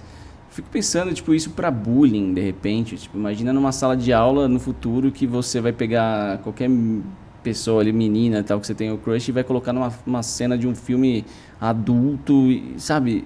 Nesse já nível. coloca hoje, né? Só que vai colocar mais mas realista. Mas vai ser um appzinho e isso pode ser usado para bullying, por exemplo. Então, tem várias questões que, do ponto de vista da tecnologia, são animadoras de olhar para o futuro, mas tem outras que a gente olha e fala, caraca, a gente tá ferrado, né? Precisamos de uma solução a tempo, né? Você pensa que, por exemplo, essa parte de, sei lá, é o 6D, né? Que tem cheiro já, o cinema. Quando chega nesse nível de 6D, tem o 3D, caraca. 4D, 6D com cheiro. Você acha que o metaverso vai evoluir para um ponto em que até o aroma vai ser uma das coisas que vai estar junto também da experiência metaverso? As paradas experimentais, irado, né? Então. Não sei como isso funcionaria, né? Também não faço ideia. Mas se a Diana quisesse usar isso pra te controlar, ela soltaria spray de pulver lá. Diana, aquele sprayzinho Nossa, cara, aquele spray... Mas eu me vingo bastante, porque a Diana faz live e ela não pode sair da live e deixar os viewers lá. Eu ia falar, agora é a hora, vai ter que ficar sentado aí, então... Aquele spray do peido lá. Onde que arruma um negócio desse aí, mano? Nossa, a gente comprou na internet. Eu comprei pra zoar ela primeiro. Eu que comecei a zoeira. Mas aí ela é sem limites e quis me zoar de volta de um nível muito mais hard. Começou a me zoar em todo quanto é lugar, assim, tipo, no meio da rua, ela tinha com spray. E eu não sabia que era o spray, ela falava que ela tava passando mal mesmo. Eu falei, porra, Diana, aí é foda. Eu tomando banho, ela lá me prendendo no box, me jogando bagulho, falando que na verdade era ela passando mal. Eu falei, nossa, que negócio gorfante, cara, para. A gente se zoa bastante. Nossa, foi, mano. Ela fez no Uber também, não foi? Fez no Uber. Porra, fez jantando o meu prato favorito, cara. Comprei. O motorista, eu falei, coitado, agora você vai ter 1 de nota no Uber também, já sabe por quê. Nossa, imagina o próximo passageiro. Putz, aí prejudicou. Prejudicou o tempo do cara. Espero que baixando ali o vidro. Prejudicou o proletariado, velho. Prejudicou. A Diana precisa ser nota 1 no Uber. Espero que ela seja a menor nota possível. Cara, a gente tem uma parada aqui que normalmente a gente pede para todos os convidados. A gente tem uma playlist no Spotify em que, através de uma música, a gente pede para que esse convidado conte algum momento da vida, algum momento marcante, uma memória afetiva. E tá lá, a cada episódio a gente deixa a música marcada de cada convidado. Qual que seria a sua? Que massa. Red Hot, aposto. Eu tenho uma de algo positivo, que me marca positivamente, e tenho uma negativa. Mas o que faz mais sentido? O que pega mais, assim? Tipo, você fala, pô, essa aqui... Qual você escolheria se fosse uma? Acho que é Negativa. Que foi uma experiência que eu tive. E a música é do Red Hot, sim, By the Way. Eu adoro Red Hot, mas eu não gosto até hoje de ouvir a By the Way. Porque ela marcou um momento na minha vida que foi bem bad, que era quando eu tava sendo moleque ali, novinho, com meus, acredito que 12 anos na época. E eu tava aprontando na internet e o meu grupinho hacker ali, que tinha vários adultos, os adultos tinham sido tudo presos. E aí eu vi que tipo, eu fazia merda e tive que contar pro meu pai que eu fazia merda na internet. E eu lembro que tocava muito By The Way porque era a música do momento, tinha sido lançada e tal. Então eu meio que associei a bad que eu tava digerindo de ter que contar pros meus pais que eu tava fazendo merda na internet e o medo que uma criança tinha de saber o que isso ia resultar com essa porra dessa música que toca e me faz lembrar disso de novo, né? Mas ao mesmo tempo que isso foi zoado, foi a virada de chave que a gente estava falando, que eu falei que bom que rolou comigo cedo, né? Que foi ali que eu parei de fazer merda na internet. Então, foi um divisor de águas. O lado positivo da coisa é isso, Esse é o lado positivo da coisa, porque realmente virou cedo demais. Então não deu tempo de eu fazer nada catastrófico, ou destruir a vida de ninguém, nem a sua própria, nem a minha própria, nem a dos outros. Então foi bom eu ter tido essa lição pesada dos meus pais e ter tido esse choque tão cedo que dali pra frente, com 13 eu já tava de boa. Então teve seu... Mas é que eu aprendi da pior forma possível, sabe? Eu realmente desenvolvi um certo trauma naquela época, assim. Eu fiquei 6 meses sem encostar no computador, mesmo sendo, assim, meu esporte favorito. Desde os 9 eu ficava grudado no computador o dia inteiro. Naquela época eu fiquei 6 meses sem encostar no computador. Foi traumatizante, pra você lembrar até hoje, né? Eu lembro que eu via... porque não sabe, você é uma criança, você não tem noção de porra nenhuma, né? E eu tenho uma filha de 13 anos. Então você imagina ela tendo que lidar com o sistema, 13. Pensar se ela pode ser presa ou não, ou o que ela fez de negativo para os outros, ou quanto custa o dinheiro de fato, o que você pode prejudicar de grana na vida dos outros, enfim, você não sabe. E aí na época eu lembro que eu ficava tipo ouvindo, quando meus pais atendiam o telefone, eu ficava ouvindo para ver se era alguém ligando de polícia, ou alguém cobrando alguma coisa. Ficava nessa tensão, assim, sempre, né? Na escola você tinha medo de ser chamado? Alguém abrir a porta e falar... Eu acho que era mais zoeira, assim. Gabriel? Ah, sim, de ser alguém vindo me buscar, assim, estão te chamando lá na porta. Aí é foda. Aí você sai, tá 10 viaturas lá. Aí é foda. Com umas sniper apontando porra, Deus, não, que isso, em cima do prédio. Não chegamos nesse ponto, ainda bem. E você sai assim, eu só fui voltar a usar o computador depois desses 6 meses porque eu comecei a jogar Counter-Strike. Começou a época das lan houses. Aí eu fui meio que pro PC pelo Counter-Strike e aos poucos fui ficando mais de boa. Mas, então, foi bom e foi ruim. Foi ruim pela forma como isso aconteceu, traumatizante. Mas foi bom porque foi cedo e, enfim, me fez ir para o caminho que, enfim, me trouxe onde eu estou hoje, basicamente. No sofrimento que você cresce ali, né? Total. Tem como. Pô, cara, a gente teria conversa aqui por umas 4 horas. Que ótimo, agradeço muito a presença. Eu que agradeço, foi muito legal aí participar, mano. Que papo massa. Daria facilmente pra gente estender isso aqui. Daria, fácil. Pode ter uma parte 2, quem sabe? Vamos aí, mais pra frente. Peçam. Vamos lá. Deixa suas redes sociais aí pra galera. Vamos lá. No Instagram, @GabrielPato. E no YouTube é só digitar Gabriel Pato. youtube.com/GabrielPato já cai no meu canal. E também aproveitar e convidar a galera, não sei que dia essa galera está assistindo isso exatamente, mas vai ter um evento que eu estou fazendo que é a Semana do Hacker Ético, onde eu vou divulgar esses documentários que a gente tem feito, são exclusivos, materiais muito legais sobre a relação de hackers empresa, mercado, oportunidades para quem quer ser um hacker ético. Vai ser do dia 23 ao 30 agora de maio. E depois também a gente vai soltar outros materiais, então galera, fique de olho nas minhas redes que tem muito conteúdo legal vindo. Animal. Rafael, cara, até agora eu não entendi por que você colocou o Pato, sendo que não é seu nome. Eu fui um dos enganados, viu, gente? Não é meu nome. Na real, é meio besta até a história. Eu falei da época das lan houses, né? Eu tinha uma lan house do lado do meu colégio. E aí todo mundo do colégio ia pra lá depois de jogar Counter-Strike. E aí tinha um time do colégio, um dos times do colégio que eu fazia parte, era um time que todo mundo tinha nick de cartoon. Então o meu era Patolino no Counter-Strike. E como era parada de colégio, a galera começa a levar o apelido pra dentro do colégio. O nick, né? O nick. E aí vai de Patolino, começou a virar só Pato, e, mano, pegou. Isso você sempre foi daqui de São Paulo? Sim, sempre. De que bairro que você é? Eu cresci em Pinheiros, depois em Vila Madalena, sempre fiquei ali na Zona Oeste. Zona Oeste. Tranquilo. Da hora. Pô, legal saber. Agora eu não tô mais tão enganado Mas assim. pegou, até meus pais me chamam de Pato, assim. Então Mas pegou Pato mesmo. é muito legal. É legal, mano. é massa. É legal, né? né? É massa. Galera, se você não se inscreveu ainda no canal, é importante que você se inscreva agora, que você ative o sininho para receber as notificações de quando a gente lançar aqui um conteúdo legal para você, que você deixe o like aqui fortalecendo o nosso projeto para que a gente traga cada vez mais convidados legais, assim como o Gabriel, e que você também deixe aqui nos comentários quem que você quer ver no Plugado. Ah, também tem uma coisinha importante aqui que você tem que ver, tá aqui na nossa descrição desse vídeo aqui, o nosso link do Telegram, para que você entre no nosso grupo e faça parte da nossa comunidade, troque ideia lá com a gente, saiba quem que vai vir aqui no Plugado em primeira mão. E é isso, vamos falar. Posso dar um último recadinho que eu acabei esquecendo? Com certeza. É que o negócio era tão sigiloso que pelos últimos 2 anos que eu já esqueci que a gente já anunciou Anonymous? que eu já posso falar. Não é o Anônimo. Mas pra galera que curte hacking e quer investir na carreira de segurança da informação ou na tecnologia, gosta de uma abordagem mais fora da caixa, divertida, do jeito que eu faço no YouTube, eu estou lançando a plataforma chamada Pato Academy, então é só entrar no navegador aí, pato.academy, dependendo de quando for a data que os nossos viewers aí estão assistindo a gente, pode ser que tenha turma aberta lá para o meu curso, e meu curso ele explica exatamente isso, assim, desde como pegar como você ter a base necessária para investigar uma vulnerabilidade até cada tipo de vulnerabilidade, como reportar isso para as empresas e como participar desse mercado que está, pegando fogo. Legal, então, o caminho das pedras você vai contar ali. Totalmente. Todos meus vários anos de experiência profissional resumido e bonitinho num curso que está bem legal. 2 anos de trabalho em cima disso, realmente para refinar e publicar um conteúdo de primeira para a galera e vai ser bem legal.